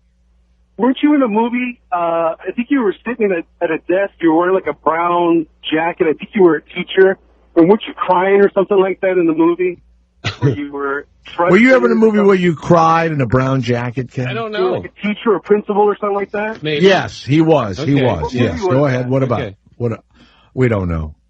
You don't know? Big. Oh, The movie Big. It was the movie Big. Yes. I was in a brown jacket and big, yes. Yeah, it was I knew big. when I saw that scene, I knew right away he was gay. Okay. All right. Thank Thank you. you very much. Thank you. You should very work much. for the FBI. He's only been here 2 months. Let's go to John of North Carolina. Yes, John, go ahead. John, number 5, please. I realize how it's turned to Johnny Carson, but can we get your schedule straight here? At 2 o'clock on Fridays, I gotta wait 30 minutes. John, I cannot discuss it. It's none of my business. I do what I'm told. Call somebody else. John, email, call, whatever. I work here. They say show up at 3. That's all I do. John, what you're saying to me is, would I ever, John, I would never question any decision that's made by a higher up. I know you need to be making money, but I need an afternoon guy and I need an evening guy. Okay, John, you need to drink less. You need to drink less. Jay, let me just say one thing, okay? You asked me. I love you, Kevin. I love you, too. I'm going to call Craig. Get rid of this guy. No, don't get rid of me. Get rid of him. I'm going to call Craig, Jay, and I'm going to figure everything out. All right? I talk to him every day after the show, and he knows what's going on. All right? Let's go to Jimmy of Long Island. Not Long Island. Long Island. Yes, go ahead, Jimmy. Hey, Jay, I'm the cesspool guy that called last week. You guys. Oh, yeah. Oh, wow. Wonderful to have you back. Don't laugh at me. There's a cop right next to me, so you're on speaker, and I really apologize for calling you on speaker, but I can't put the phone up to my ear. Can you hear me okay? Hey, cop, he's talking on the phone. Hey, policeman, get him. Get the fucking sewer guy. Get him, cop. Hey, you fucking no good cop. Am I helping? No, you're not helping, but that's very funny. My question to you is this. I understand. What? Your topic is you're talking about the people copying. Stealing of music, yes. But my question to you is, I mean, yes, it's a little different, and it's very similar, but I mean, no. How many different tires? It's very. Hold it. They stole the music. They wouldn't have had the idea for the hit song without the original song. You can change it any way you want. Okay, hold on a minute. You write a book, and the book has a title and has certain characters in it. And even though I change the characters, I change the ending of the book, and I make it into a movie, you owe me the money because I wrote the book that gave you the idea. That's it. Okay, but the idea did not come from you. But let me ask you this question. I mean, how many different tire makers are there? A tire is a tire, but there's Michelin, there's B.F. Goodrich. Why isn't there just one tire then? And they all pay royalties to the original man that invented the tire. Boom. You just answered my question then. Thank you very much. All right, goodbye. There you go. Thank you very much. Jesus. You know, he's not a very smart man. Remember he brought that up? Remember he didn't go to school. Right, yeah. Hey, I want to tell you something. This guy, they've had these Stradivariuses, which are these incredible violins, and my dad played the violin, and we have this violin of my dad's that for some reason when he was a kid, he carved his initials crudely in the base of the violin and ruined the value of it. Mm-hmm. And I have taken it to people, and they say, you know, if your dad's initials weren't carved into this thing, it'd be worth like, $10,000 because it's 100 and something years old. He bought it, as a kid for $20 or whatever. So whenever I hear about a Stradivarius, one sold for like $6 million or whatever. Right. The other day, they get this Stradivarius and they get a modern, brand new made, like $800 or $1,000 violin. And they get this $2 or $3 million Stradivarius made by the great guy. And they have these guys come in and they play these violins. And they did it indoors. And they don't know what violin they're playing. Is that correct? They pick the new one. No, they pick the new one. Yeah. Yeah. They pick the new one every time. Every time they pick the new one. So people, and the people are going, well, then why does everybody want to play the Stradivarius? And I'm thinking, asshole. You couldn't have made the new one if you didn't know how the Stradivarius, not that it wasn't the first violin, but it was the best constructed violin. So you just get props for that. That's all. You can't copyright. I can't steal George Carlin's act. I could. How come there's no cover comedians, Kevin? I think it's just a the code of the road. You just don't do it. Really? Nobody's ever done it. Huh. Like a comedian dies or, that goes with the comedian. Yeah. And look at Carlos Mencia, who steals, outright steals people's. What if you did it saying, I'm covering, like, not trying to pull it off as your own? If you went out as I'm Bill Burr. Right. Tonight, and I call myself some funny slant name of. Well, it does work sometimes. Did. I mean, there's one example where it does work, and that would be with Gallagher and Gallagher 2. So Gallagher 2 bought Gallagher, it's his brother, bought his act, and went out on the road and did it as Gallagher. Kidding. I knew he filled in for his brother. But now when you see Gallagher, it's his brother. Does he look like Gallagher? Yeah, and he did the exact same act, and he went out under the name Gallagher 2. And how's that doing? How's that acting? And then Gallagher he retired for like 10 years, and now he's actually back out on the road, and I don't think Gallagher 2 is doing the act anymore, But it did work for a while, so it can work. I saw Gallagher in the airport at LAX once, and he had the outfit on and everything, and he just looked so unhappy. This was years ago. He just looked miserable. I was going to go up and say, hey, man, how are you? But he just was, you talk about somebody that you knew not to bother. But he looked like he had just gotten off the stage and then ran to the airport and, and flew home. Well, he had a bunch of heart attacks just recently, you know. And is that it? He had a bunch of health issues. His heart hurts. Yeah. He's one of those day traders, too. He's constantly. Oh, no kidding. Yeah, like riding the stock wave. I don't know. Why didn't he just ride the wave of the money he's got from performing and not? I don't think it's a lot. I don't think he. Baloney! Not if he was day trading. I'm sure that money's gone. That eats your money pretty quick. Dave of Illinois. Yes, Dave. Go ahead, Dave of Illinois. Hello, Dave. Yes.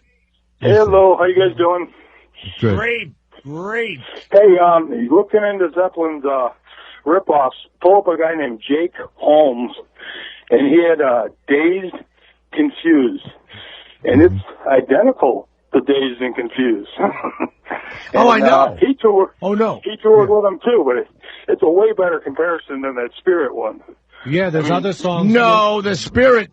They took a guy's guitar riff and made it one of the classic guitar riffs of all of rock and roll. But the other songs, so you can't say, But the other songs, they steal the riff and the lyrics. And redo the whole song. Exactly. There you go. All right, guys, I gotta go.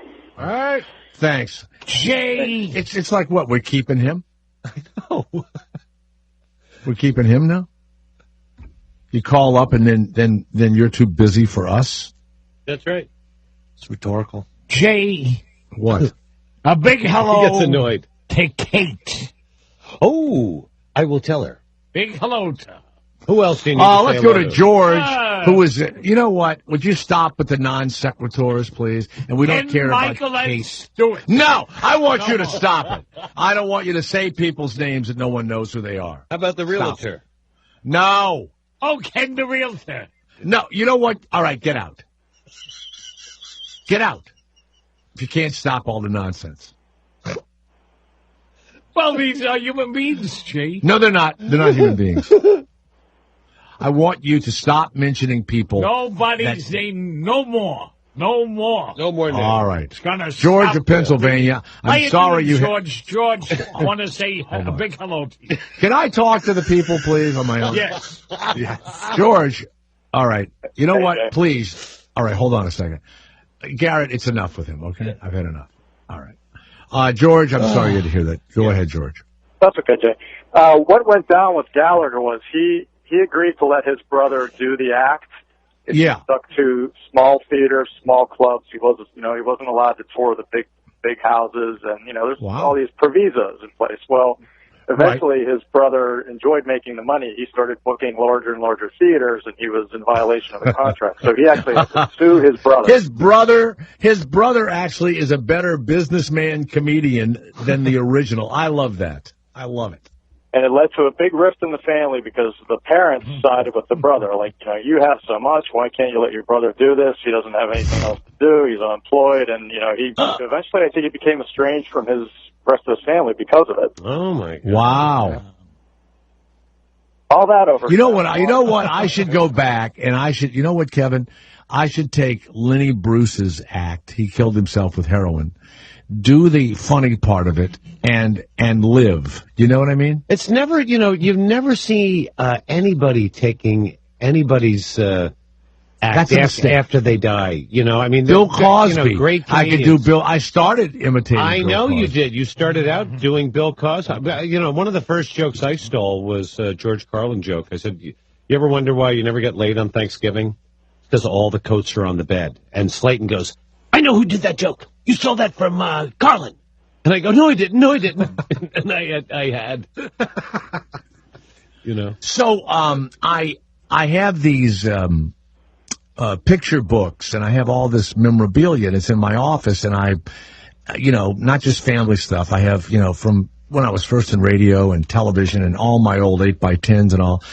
And so I'm cleaning my office out and doing a bunch of stuff, and so I unzip them, and I'm looking through them, and I find this picture. It was a Polaroid selfie that David Letterman took and gave to me. It's the most ridiculous picture you've ever seen. And then I'm finding some other things, and I find this postcard, and it has F. Scott Fitzgerald on the cover of the postcard, on the front of it, and he's like thinking over a paper. Mm-hmm.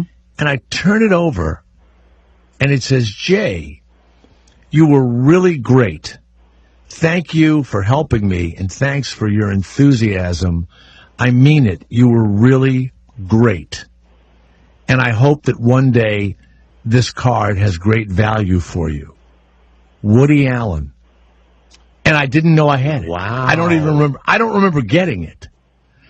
And I kept flipping it back and forth going, how did I get this? Yeah. I did the play for him, but I don't remember him mailing me this postcard. Mm-hmm. It was kind of weird. And I have a letter from him, Does it say what address, he mailed it to? The postcard? No, it has or my did he leave address it in your? on it. It has your address on it. Yeah. And what address? You know what? Where I was that looking address? for it just now, but when I go on break, I'll look for it. But it is Woody. And I'm looking at it thinking, God, when he dies, what do you think that's worth? Yeah. See, that's how I think. I have you know what I mean? A pencil drawing of. I was standing next to Tony Bennett one day, and he comes over to me and goes, "Hey, I just want to give this to you." And I said, "Oh, thank you." And he had done a caricature of me, painted. Oh my God, you got that right? You got that right? Oh, I have it framed. I have one by Art Carney. Yeah. He was a great I artist have that also. hung up in my office. Art Carney, I have one from him. George from Pennsylvania, are you still on the phone? Yes, I am, Jay. Why aren't you like the other guy that had to go? I don't have anything to do. Okay, well, you got to go now. Goodbye. We should get a call. Let's go to Jay of West Virginia. Hello, Jay of West Virginia. Go ahead. Hey, Jay, great show. Just with the Led Zeppelin thing, I think that the epitome, it's been sort of voted on. A guy named Otis Rush did the song I Can't Quit You Baby. Now, not only did Zeppelin take the song name, they took every lyric, and they took the guitar lick. If you just YouTube Otis Rush, I Can't Quit You Baby, and they never gave the guy a single That word is so weird to me that they just took the whole song, Kevin. They took the whole thing and unashamed of doing it. Never paid anybody? No, they just took it. But what's weird is that people knew it. Even the guitar. I don't know. Is this a Led Zeppelin song? Yes. No, this is Otis Rush, right? Yeah, this is Otis Rush. This is now. Do you have Led Zeppelin doing it, Garrett? Yeah, once. Hard to believe, isn't it?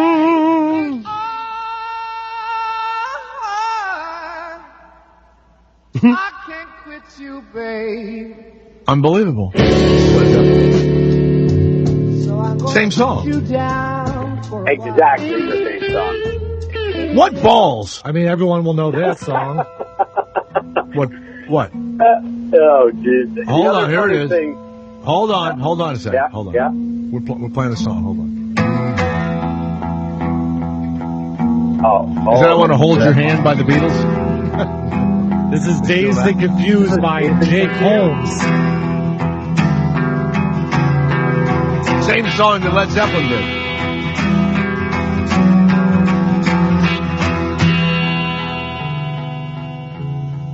All right. You have Led Zeppelin? Dazed and confused. Just stays it sounds exactly the same. It is. This is Led Zeppelin. Now Led Zeppelin. It's unbelievable. Oh, yeah. If I ran Sirius's rock networks, I would not play them. It's the bass riff in this one that's exact. It's unbelievable. It's not true. When they were doing this, did you think they went, wait a minute, isn't that exactly? They must have listened to the song and said, hey, let's just do this one. Were they that stupid, or were they just thieves? Now, they did a great job. They did a great job. But I think they'd already established over in Britain, they had established playing these songs that obviously no one over there had heard. Right. And so it was part of their repertoire. So when they came over here, you know, they maybe just had it hoping that maybe no one would remember these old guys that did these old blues.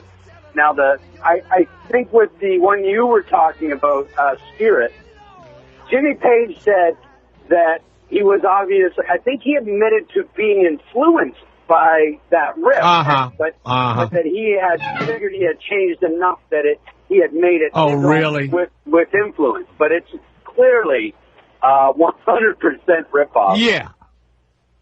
You know what? I mean this. If I ran a radio station, I wouldn't play Michael Jackson. and I wouldn't play Led Zeppelin. And I would actually have promos that ran. Michael Jackson has a channel here now on Sirius.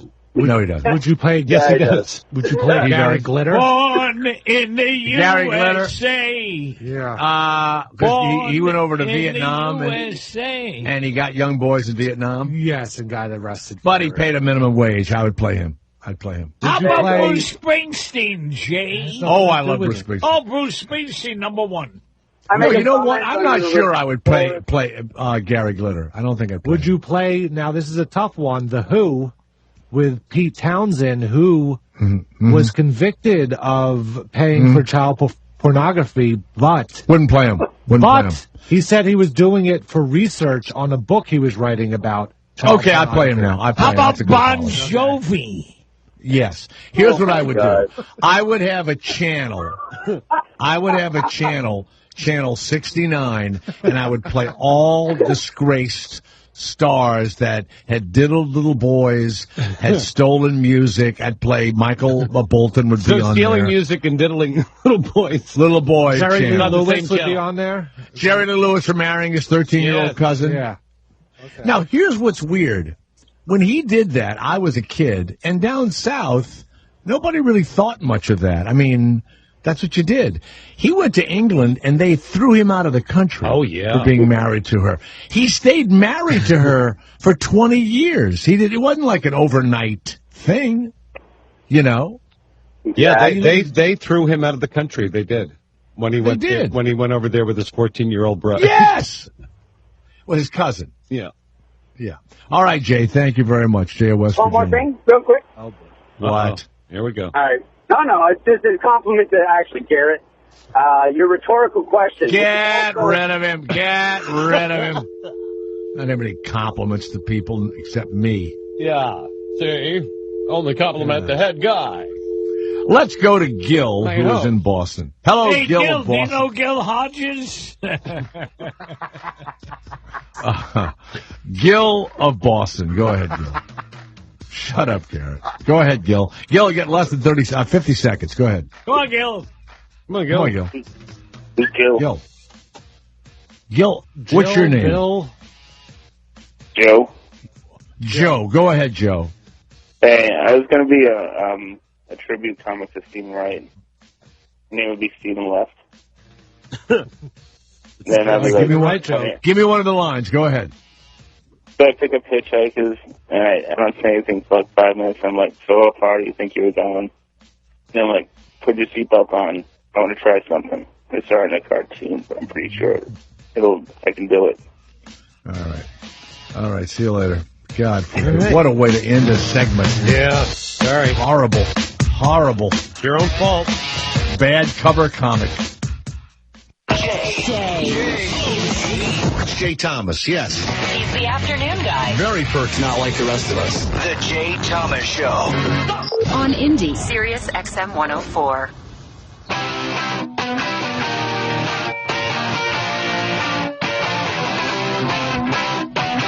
Well, I mentioned this myself when it was going on. When the best college football player in the country is the Heisman Trophy, and I believe Heisman was I think he was a sports writer. I don't know, but Garrett, I believe you have to look this up. But I believe not only are you supposed to be a great athlete, football player, but you are supposed to be someone that helps the community, and your academics are taken into account. Like Tim Tebow. Not that you have to be as religious as Tim Tebow, but and so you have to be a person that advances the scholar athlete thing. So this guy from Florida State, is it Jameson? Jameis Winston. So he was accused of going into a bathroom, and the woman was probably drunk with 2 or 3 other guys, but they had sex with her, whether he raped her or not. To be honest, I played a lot of ball in my day and been around a lot of athletes and everything else. Guys that go into bathrooms and use their celebrity to get women to go down on them and have their 2 buddies, screw her while it's going on. These are not what I would consider great scholar athletes. Okay. Or they shouldn't be considered for the Heisman Trophy. No, it should have absolutely not been considered. That's right. And there are a lot of guys. Part of sportsmanship, also the Heisman Trophy, isn't it? But there's also been a couple of guys that won, who it was obvious that the school bought and paid for, them. Yeah. And their dad took, one of the guys' dads took like $200,000 or $300,000 from the college he paid for them, and so these weren't idle rumors. Right? And they still gave him the Heisman Trophy and all this kind of stuff. Well, this guy, then, after he goes and plays baseball, they get him, he admitted it. He stole $32 of steamed crab legs. Crab legs. Did you see the video that actually came out? No. He just has it in his hand and walks right out the door. Like it's not down his pants or anything. It was weird. Nothing. You don't want to put crabs down your pants. No, and I don't want to eat the crabs that you've had in your pants. I used to take, when I was in college, I would take steaks and I would put them in my pants. Right. And I would put my jacket over it, and we'd all go into the supermarket. We'd put to impress people? No, we would steal meat. Oh, to steal, not to make your hog. To survive. To survive. Guess what? We would go in there, we'd take the meat, put it in our pants, and then we'd put the jacket over and walk out. And if you were a football player, I would not vote for you for the Heisman Trophy. I was in the plays, okay? I played Richard Henry Lee. Right. 1776. Well, anyway, that's part of the deal. So then, and there he is, and he's going to go first round or play baseball or whatever. So back at his university, at Florida State University, didn't they change FSU to something else, Garrett? Didn't they change it to some silly I do not know phrase? Why would they have to change FSU? They made a joke out of the FSU. So now Lena, and it's NW, go to universeactress.com. Lena, welcome to the show. So now you know how I feel about this Jameis Winston. Yeah. And we talked about your artwork back there, and you painted I Bleed Garnet and Gold, which are the colors of FSU. I got the harness, you got the hole.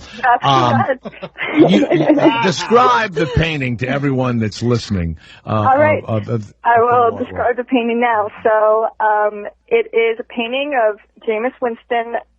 There's 2 scenes sort of to the painting. The first half, he's sitting on the throne, cradling the Heisman Trophy, while a Pike, PKA, fraternity brother, is giving him a blowjob, and there are 2 bleeding women passed out next to the throne. Then there's some chopping hands, some knoll chopping hands dividing the frame into 2, and on the bottom, Jameis Winston on all fours with a throbbing, erect penis, having a Heisman Trophy strap-on thrusted into his anus, and in the corner he's having the Heisman Trophy shoved into his ass.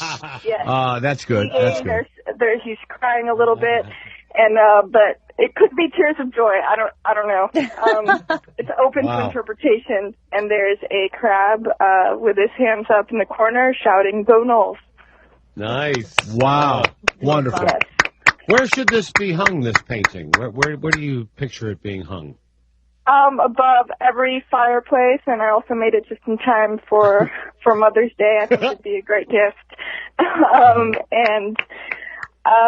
Yes. Oh, that's beautiful. Over every fireplace. So now here's the question. And by the way, I'm one of these guys, and I'm more European than I am American in this. In Europe, they hold the women who get drunk and who get themselves in compromising situations. They hold them somewhat culpable for the situation that they got in. So this wasn't a great gal that gets puke drunk and then goes into the bathroom with three guys and is grabbing their cocks and everything else. I mean, she's not the greatest gal in the world, but still, I don't think you should take advantage of a drunken person at all, right? Yeah, and actually, I heard the context was a little different. It was actually happened in an apartment, and then, well, I'm not really going to comment on what happened. Nobody really knows, but yeah. Anyway. Well, we've got a case here at University of California at Santa Barbara where two girls, 17 and 18, go to a guy's apartment on a Friday night. They walk in loaded, drunk. And he gives them some Coke and maybe more booze. And the next morning when they wake up, after everybody got laid, they called the police. And I'm looking at that going, the fuck did you think was going to happen when you went in there, And guys don't give you blow and you get to go home by, I'm sorry. So it's weird to me. So I don't think she's a nice person either and should not, be given a degree from that, fuck shit up, whatever FSU means now. But I love what you did and congratulations to you. And did you rap about rape also? Did you ever rap about it? Oh, yes. Well, actually, it's interesting that you brought that up. I have a mixtape coming out this Friday, and it's called Rapist. And the whole mixtape, I guess, is just about rape culture and this sort of trying to subvert the misogynist messages in rap music by sort of just creating a female perspective that I haven't heard before. So, yes. Now, has Jameis, wouldn't it be fun if he had a little, humor in him about all of this? Has he contacted you or has anyone said anything to you? Absolutely not. Yeah. Absolutely not. Wouldn't that be something sort of... That you would be scared if he contacted, you would... oh my God. She's a tough bitch, man. Come on, she would not I know she is, but still, that would be really weird if he contacted her. She's badass. It would be super weird. I would be definitely surprised and... Yes. I wouldn't now, if he said to you, I had the opportunity. If he said to you, I understand why you feel that way, but to be honest, I'm completely innocent. It didn't happen, but I know you did this, for a couple of reasons. One of them is humor, and I find the humor in it. Would that change your opinion of him? A little bit. I would be surprised because I sort of stereotype fraternity brothers and football players as being a little bit conservative and easily offended by these sorts of things. It's interesting sort of seeing this merge between sort of football players, not players, but fans having an opinion about art. I've been joking saying that at FSU, the only way to get people to care about the art department is to make art about football. But, yeah, I would say it would be interesting to have him cameo in a music video, maybe. If Jameis, but I doubt that. If Jameis asked you to strap on his Heisman Trophy and penetrate him, would you do that? Like in the photo. I don't think I would, but I would definitely get one of my friends to and film it. Oh. Yeah. Yes. Let's go to Benny, who is in Louisiana. Benny, what else does FSU stand for these days, Benny? I believe you're looking for a free seafood university. That's exactly what I was looking for. Benny, thank you very much. That's wonderful. I like that. Yeah, free seafood. I love that. So what that did to me, Lena, is to show that he is the typical, above it all, insulated superstar that after he goes through all of this shit, he steals in front of everybody, $32 worth of crab legs. Now, do you know anybody that knows him or knows anything about him? Is he a nice person? Is he a bad guy? Do we know anything about this guy other than... About his personal life? No. The only thing I've ever heard about him is that he has a Tinder account. Oh, yeah. That's all I know. And to hook up. Well, that did you swipe and something happened magically? No, I don't even have one. Now, you know what? You're a nice looking woman yourself. If this was the movie, you would meet him and, he would do everything and you would eventually start liking him and you would sleep together. And then the next morning he would go like this, "Got you, bitch!" That'd be the movie I would write. Oh man. I don't know. I feel like after having a night of being sodomized by a non-phallic trophy, I don't think he would be able to talk or respond. Oh, right. You would. That'd be bleeding out of his asshole. That'd be part of the evening. Yeah, you'd make. Now, is your song "Split Lip" by Fellatio Geisha? It's actually pronounced Fellatio Geisha. Fellatio Geisha. Is that when you go down on a woman? Is that fellatio as opposed to fellatio, which is the male ending of a Latin word? Wouldn't that make sense? Yes. But actually, it's cunnilingus. But fellatio just rhymes with geisha better.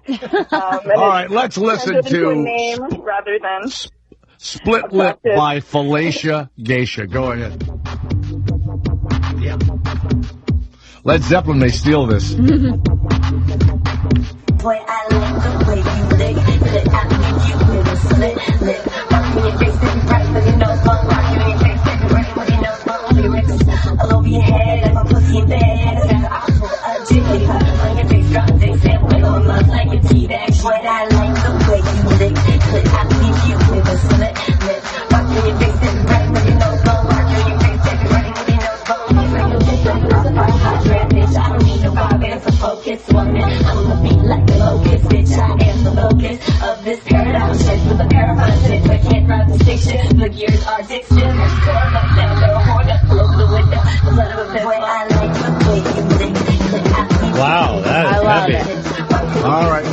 Now, where can we hear the rest of it? At universeactress.com? Yes, for sure. If you go under the Fellatio Geisha tab, you can go to music and listen to it. I didn't remember all the words. You say that a lot of your paintings come out as lyrics first? Yes. That's pretty interesting. Yes. It's sort of like, I'm not really a sketcher. Like, I don't have a sketchbook. Everything...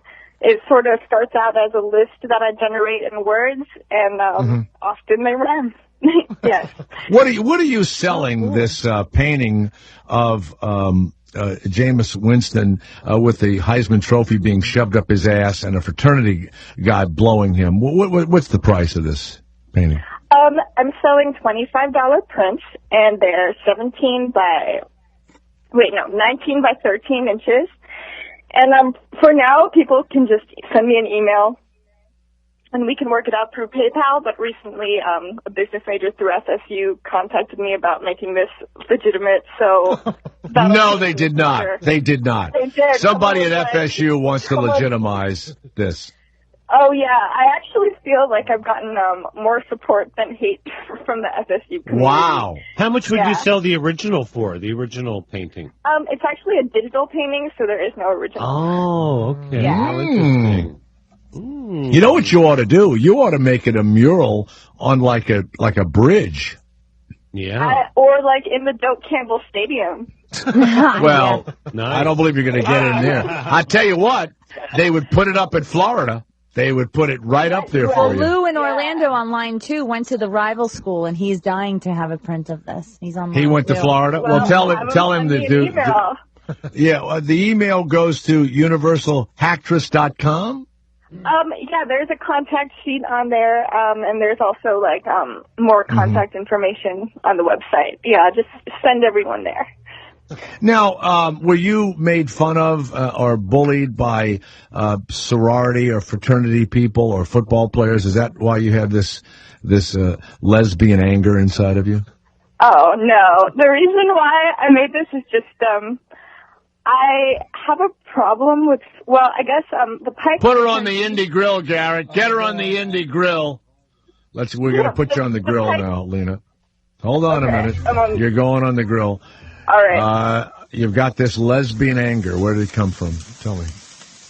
My problem with the Pike fraternity is they're sort of notorious for date rape, and all right. Is that in their bylaws that they date rape? Is that part of the... One of my friends who had a friend in Pike who was rushing, she went there to party, and she was unconscious by the end of the night and hadn't drank a lot. And he told her, "I'm sorry.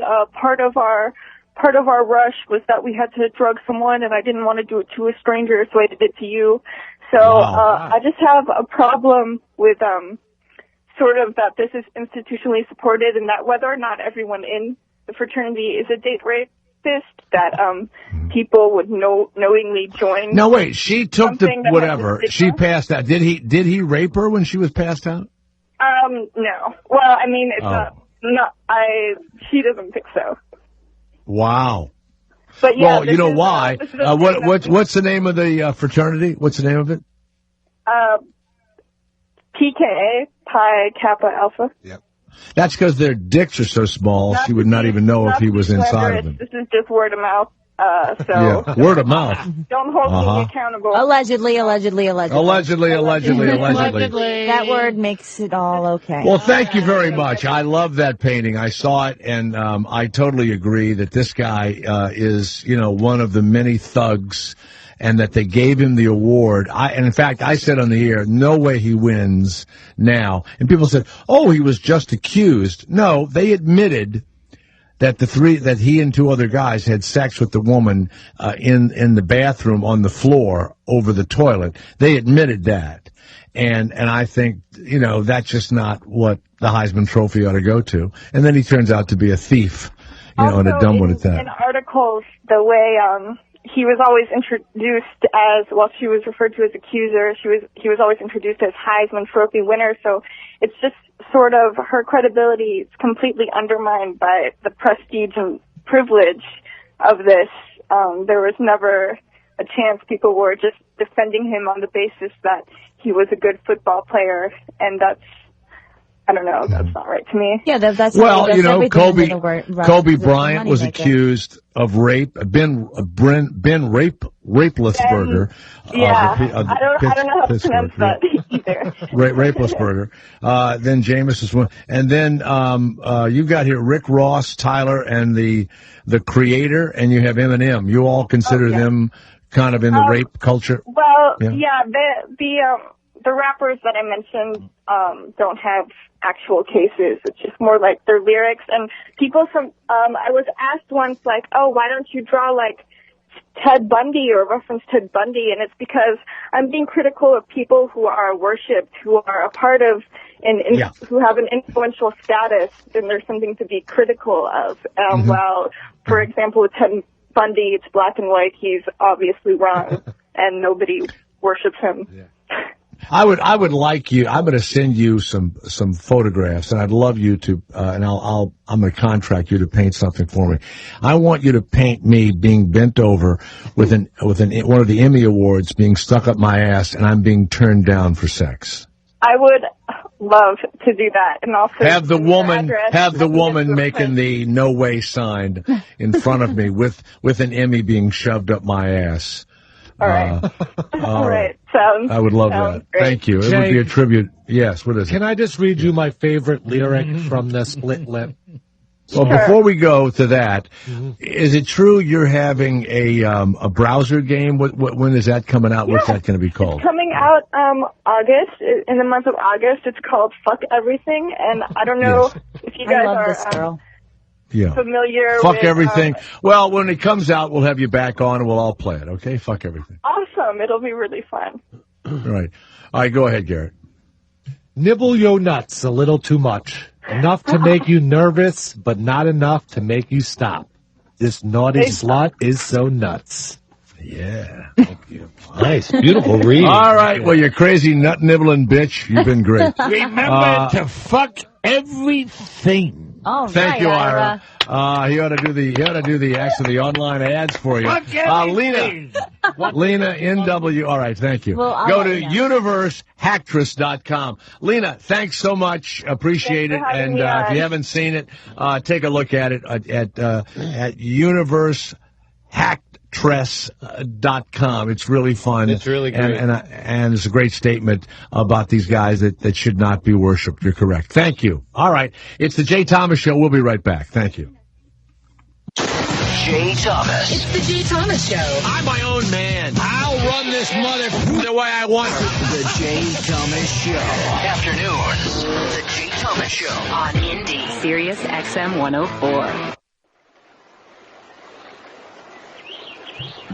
Let's make this a porno. Doing delivery. Pizza boy could come inside me, but no pizza faces skeets in my places. Come at me with the acne. Throw an anvil on your ass like acne. You can't get at me, I'm nasty. So I gotta be a rap star, cause the way I act hard ain't workplace appropriate. It's twerk, bass, and start riot, bitch. Wow. Garrett Andritz. Man. You're a big fan of hers now, aren't you? Well, in her video, she shows her boobs with, like, pasties on. It's, any college girl with pasties on is pretty hot. Yeah. You know what, though? And it does ruin it for me if she's a lesbian.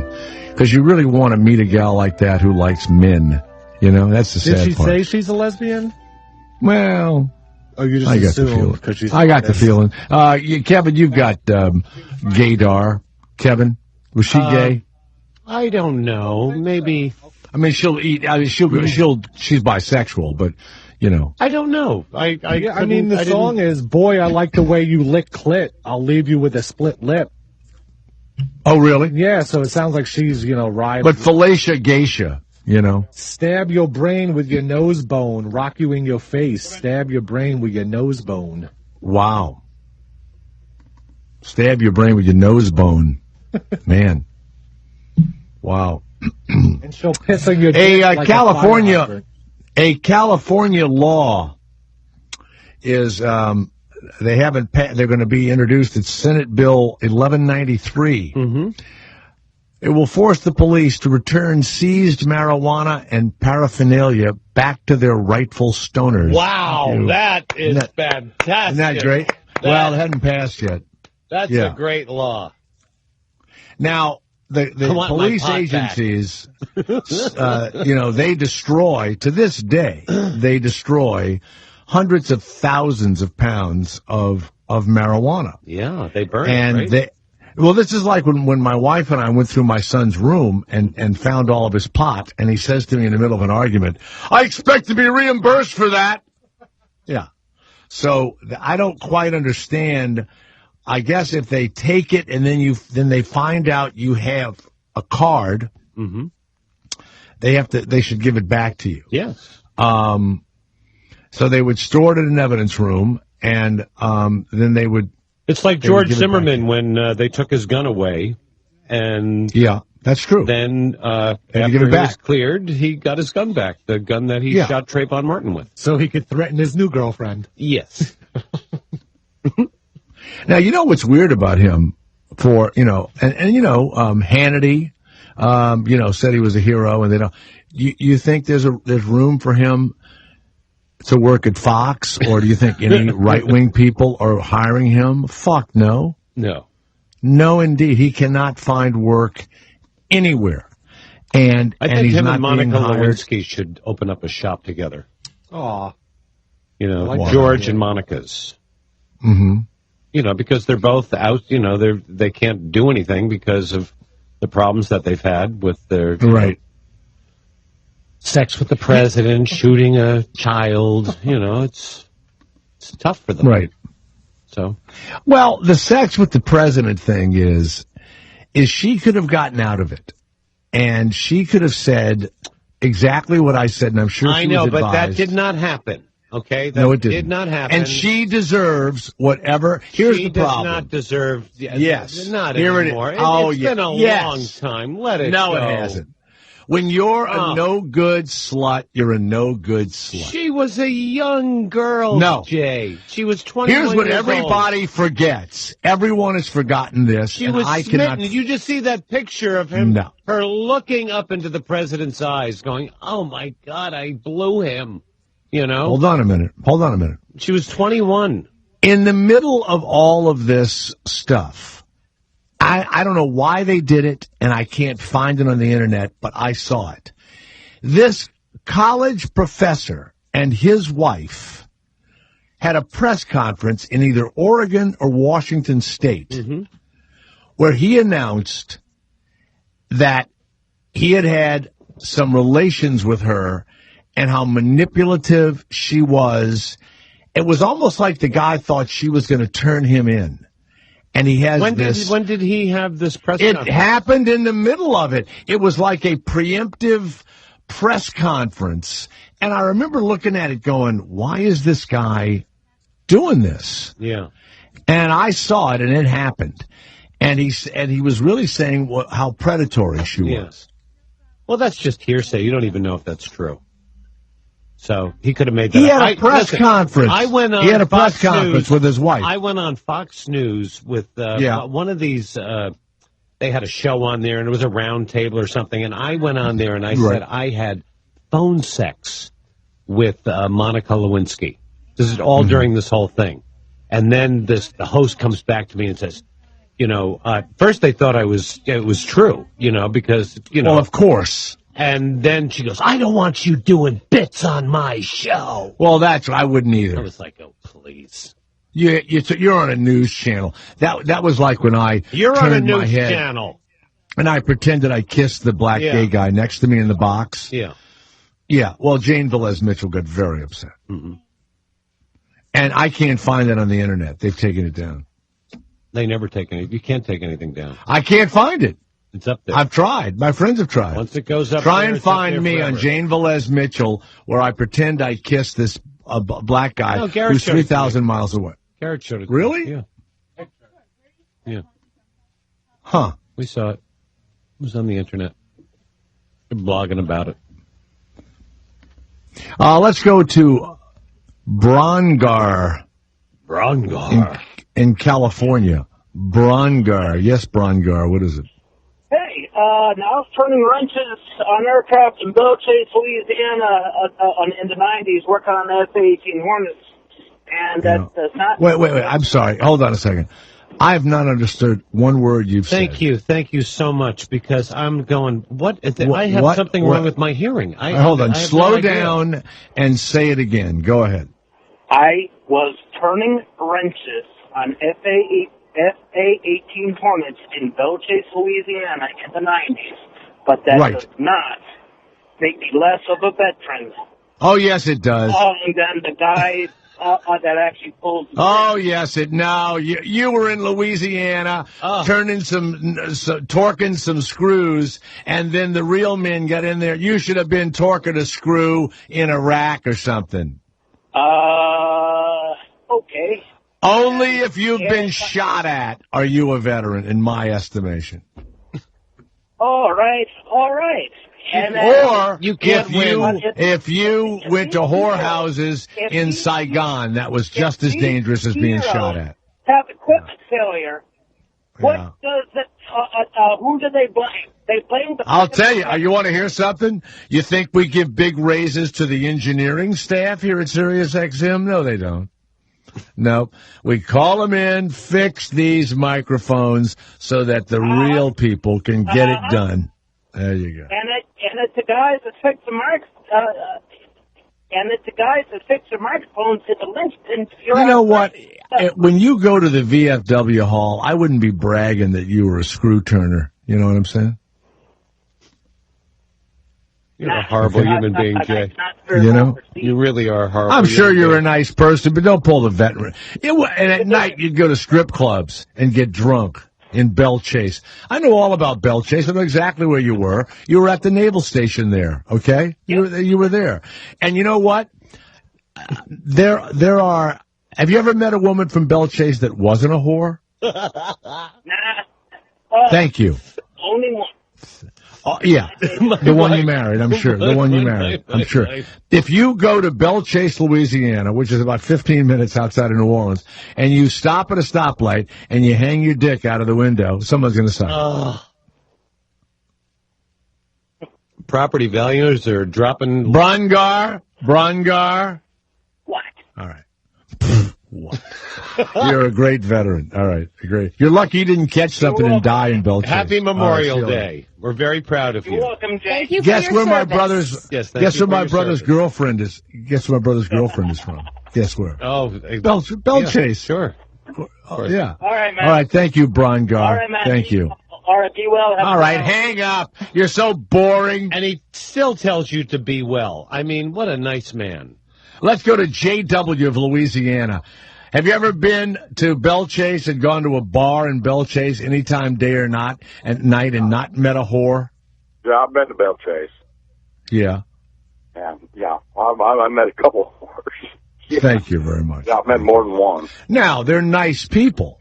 Oh, yeah, but sure. They're whores. There's some good whores down there. There's some great whores down there. Yeah. You stop there, you get laid, and then you go to Venice and you go fishing. Hey. Jay, then you bring the fish back, and they clean them for you. Oh, I'm there. I'm going to be there in 2 weeks. It's my life down there. Well, yeah. My life. By the way, Christina, this is on the West Bank of New Orleans. You go out at night and you go to these clubs, and I'm not kidding you. You go to these clubs dancing, and there's not a woman under 225. Not a woman under 225. And guys are all over them. And it is a haven. The West Bank of New Orleans, Algiers and Belle Chase, is a haven for overweight women. If you're an overweight woman and can't meet somebody, you move to Belle Chase, and you'll be treated like a queen. Well, guess what? They're not young. Good to know. Thanks for the tip. They're not young. I didn't say they were young, but guys are all over them. When all these else oil fails, field workers, that's where I'm headed. oil field workers. Why would you want they to get have off a the boat. girl that weighs all that weight? You know, it's going to cost They you a lot. love 'em. It's going to cost you a lot of money to feed her. Oh, absolutely. You know? Yeah. By the way, I want a skinny. well, I go into those clubs, and you know how much they can drink before they get drunk. Are you kidding? No, don't feed them any drinks or urine. No, God, you'll never. You got to go on ladies' night where all the drinks are $1. Right. So, JW, what made you call me? I was thinking about the Colorado laws. Yeah. For pot. Yeah. And it's just a non sequitur, right? Mm-hmm. Well, do we have the ads for the Colorado Tourism Board for the commercials? Do we have those, Christina? Can we run those, Garrett? Some of the great ads. They have great ads now telling people to come to Colorado. That state is going to be totally ruined by marijuana. Don't you dare say that. Don't It say is. it for people. Hey. Why? It's a stoner state. So? What's wrong with that? Can we hear the ads, please? Well, it always was a stoner state. They think we're all Here we go. snowboarders. That we're a bunch of hippies. Or even stoners. Or that we watch too much Planet Earth. Or that we're always losing our keys. People say we've been petting our cats for 3 hours. Where do they get these ideas? Like that we're all extremely aware of our heartbeat. Oh my God. Can you guys hear this? People say that when bears hibernate, they're really just traveling through a series of underground connected tunnels to a central location where they hold this 3-month-long Bear Olympics. Oh my God. I am very high.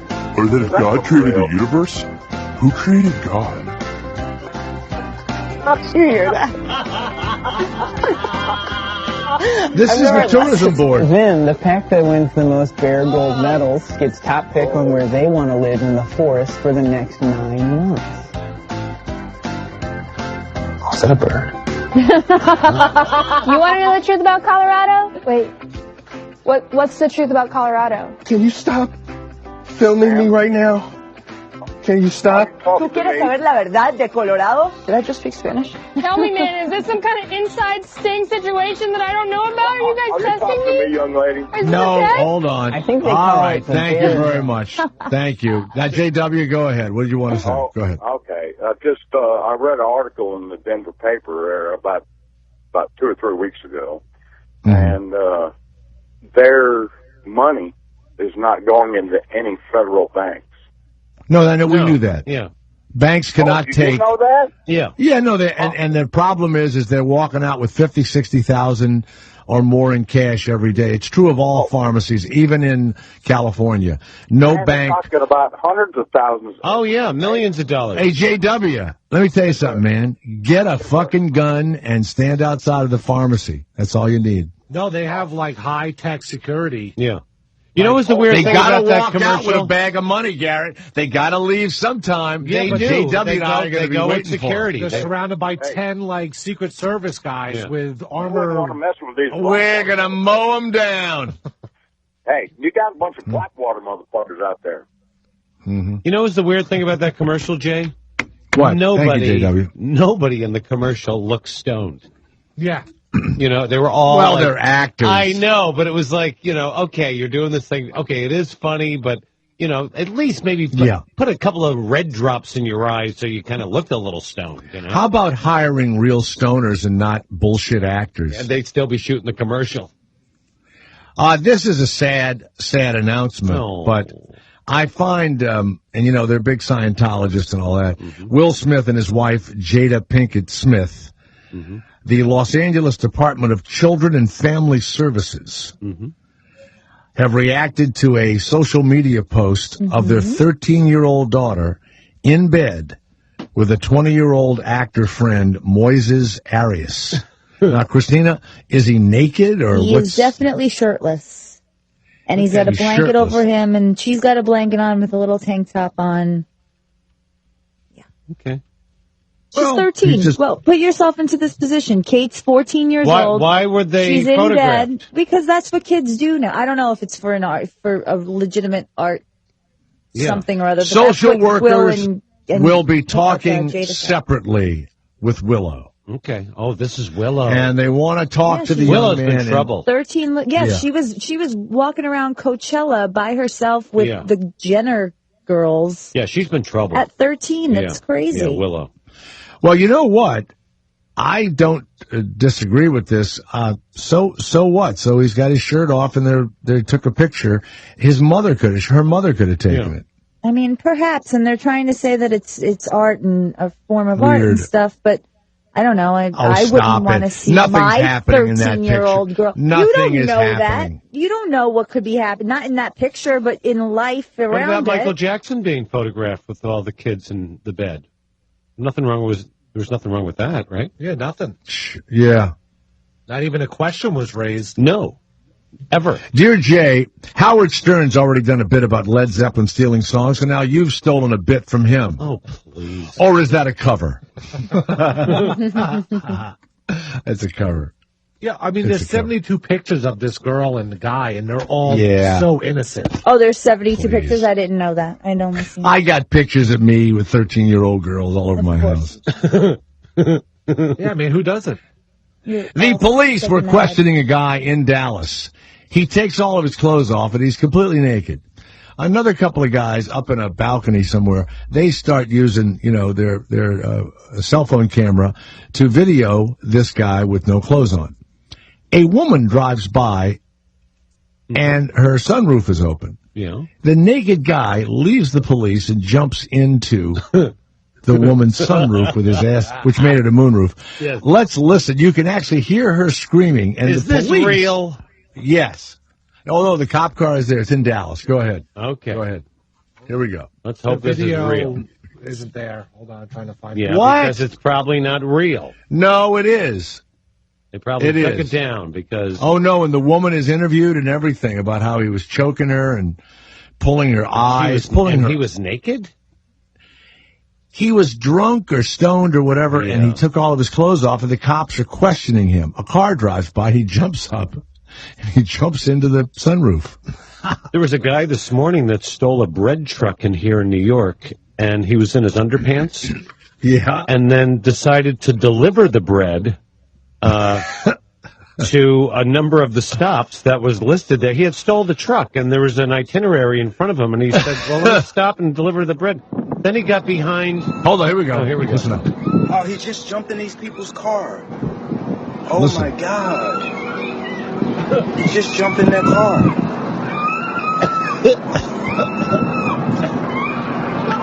I love the screaming. Oh, he just jumped in these people's car. Oh, my God. I love the voiceover. He just guy. jumped in that car.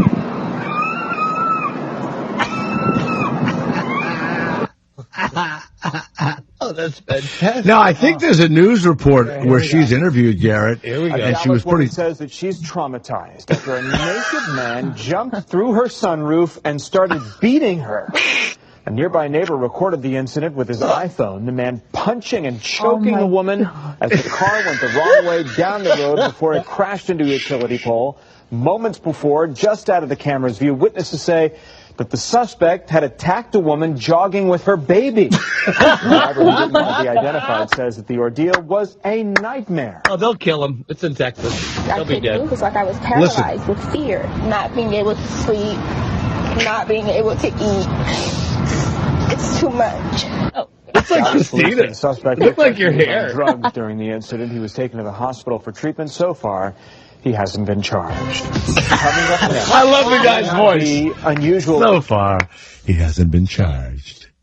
Now, wouldn't you love to watch the 6 o'clock news and the reporters laugh like we laugh? Yes. I mean, it would be the #1 news show on every channel all over the country. So that's the kind of stuff that you should be pitching and producing and starting to They won't let you do it. Why not? Why not? Who won't let Because- you do it? Jesse Ventura does whatever he wants. No, here's When the I problem. did that pilot with Ellen DeGeneres a few years ago, Well, no, Tosh does that. Yeah, Tosh but does we it all.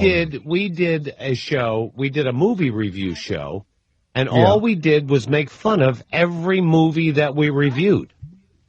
And it was like it was an hysterical show. It was very funny, I thought. But Whatever channel buys it, they'll never get any help from any movie studio or any of the celebrities, and that's what they're afraid of. Now, no one liked it. There was Ellen DeGeneres before she was Ellen DeGeneres. Yeah, it was Ellen before Ellen, yeah. Yeah. Why don't you call her up and say, let's redo it? No. Why not? Huh? She's building a big home in L.A. Doesn't have time to do a movie review I didn't show. know that Portia de Rossi was from Australia. I didn't know that either. I just found that out. Does she have her Australian accent, or she covers it all the time then? Her accent's in the closet. You should have sent that to Yeah, you should have sent that. That's how dare you. Okay, let's go around the corner. Around the horn. Everybody threw them off. Let's go around the corner. Here we go. Minnesota has become the first state to ban what? Garrett Andrews. Wow. It's something that is used every day by every human in the United States. Come on. I would say 99.9% of people use it every day. You can no longer use it in Minnesota every day. Toilet paper. Good guess. Why would they ban toilet paper? Well, what would you use? Too much garbage. Bad You'd have for to the use environment. No, rags. you know what? You have to use a Muslim's hand. That's the only thing you can use. Oh, my God. Christina, you have been recused. You can't answer. That's such a good one, though. What is it? What do you think it's Listerine. They banned Listerine. You're close, actually. You're kind of close. All right, Kevin, what do you think it is? Water. No, you can't ban water. People have to drink. Well, you set it up where everybody uses it every day. You Well, know. they also use antibacterial soaps. Oh, yes. You can. Well, people don't use no that. I don't use antibacterial At the soap. kid gym, they will not let these kids get into the gym until they squirt their hands. At my house up in the country, nobody's allowed to use antibacterial soap. And there's a few parents that'll refuse it, but there's mostly... I have a septic tank, and you can't use, you can't put antibacterial soap into a septic tank. Many, many years ago, I was asking my friend and doctor during a exam about a colonoscopy, antibacterials, and he said they should. This is years ago. He said they should ban all of that. He says it just makes the bacteria stronger. Mm-hmm. He says regular soap is antibacterial enough. Yes. Well, I agree. Don't you need certain bacterias in order to stay healthy? So that's why I think these kids have all these allergies and, they can't leave their house ever. Because do you know how regular soap? You know how regular soap works? Yeah. It literally makes your hands slippery and the bacteria slips off your hands. Yep. Now that sounds like a joke, but it's true.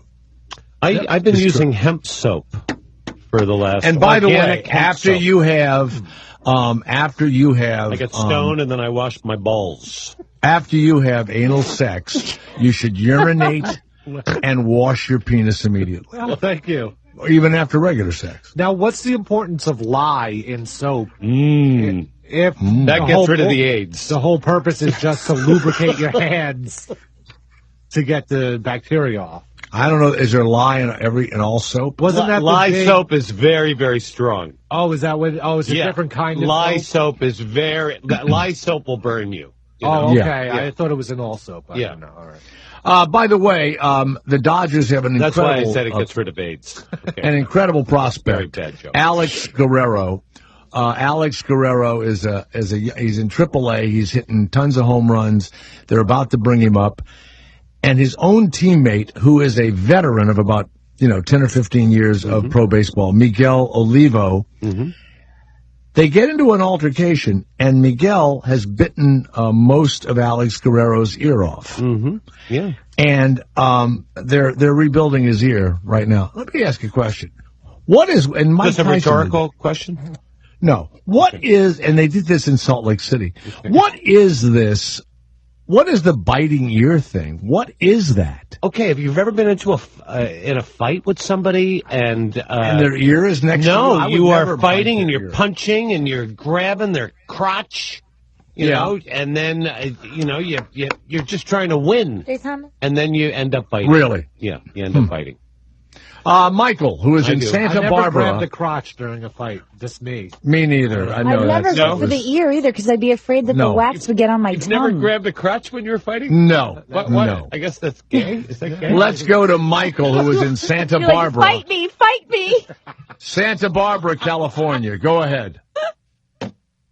Go ahead, Michael. Go ahead, Michael. Michael Lawrence? Michael, go ahead. Where is this guy? Grab my crotch. He must have been gone. Yeah. He's gone. They're hanging up on themselves. They get so nervous.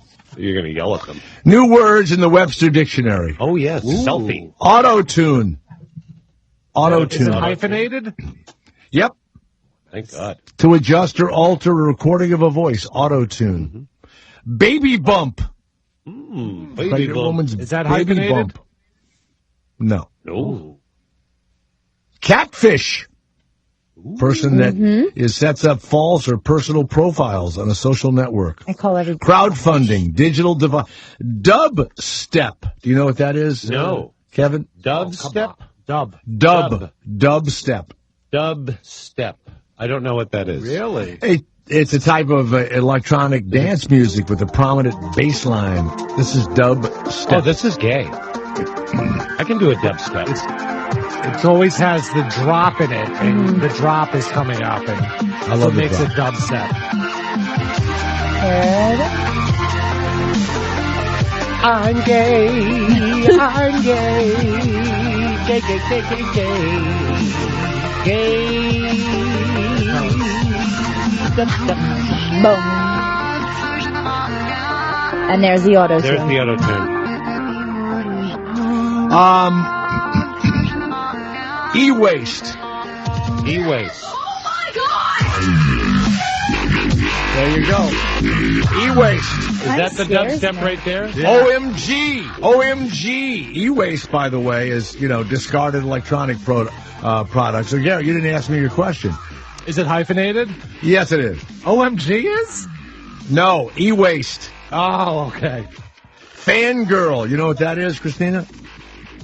She's on the phone. Fangirl? Oh, yeah. It's an overly enthusiastic fan. Oh, okay. Fracking. Well, that's... Is Ira still there? No, Ira's and Michael gone. is back on the phone. Because Freegan, an activist who scavenges for free food. Mm-hmm. Wow. Wow. I know a lot of those. Gamification has been added to the dictionary. Adding games or game-like elements. Oh, I thought it was adding gays. Hashtag. Gayfication. Hotspot. Motion capture. A lot of words. Paywall. A lot of words. What is Pepita? That's been added. Pepita. That's somebody you put a little pepper on your penis. That's an edible seed of a pumpkin. Apparently those are very big. It's a Spanish culinary term for the pumpkin seed. Pho. P-H-O. Pho. It's a Vietnamese. Yeah. Yeah. Oh. Pho. Selfie. Oh, social networking. Mm-hmm. Spoiler alert. C.J. Thomas. Steampunk. Wow, that's science so fiction dealing with the 19th century. Yeah, that's been around forever, though.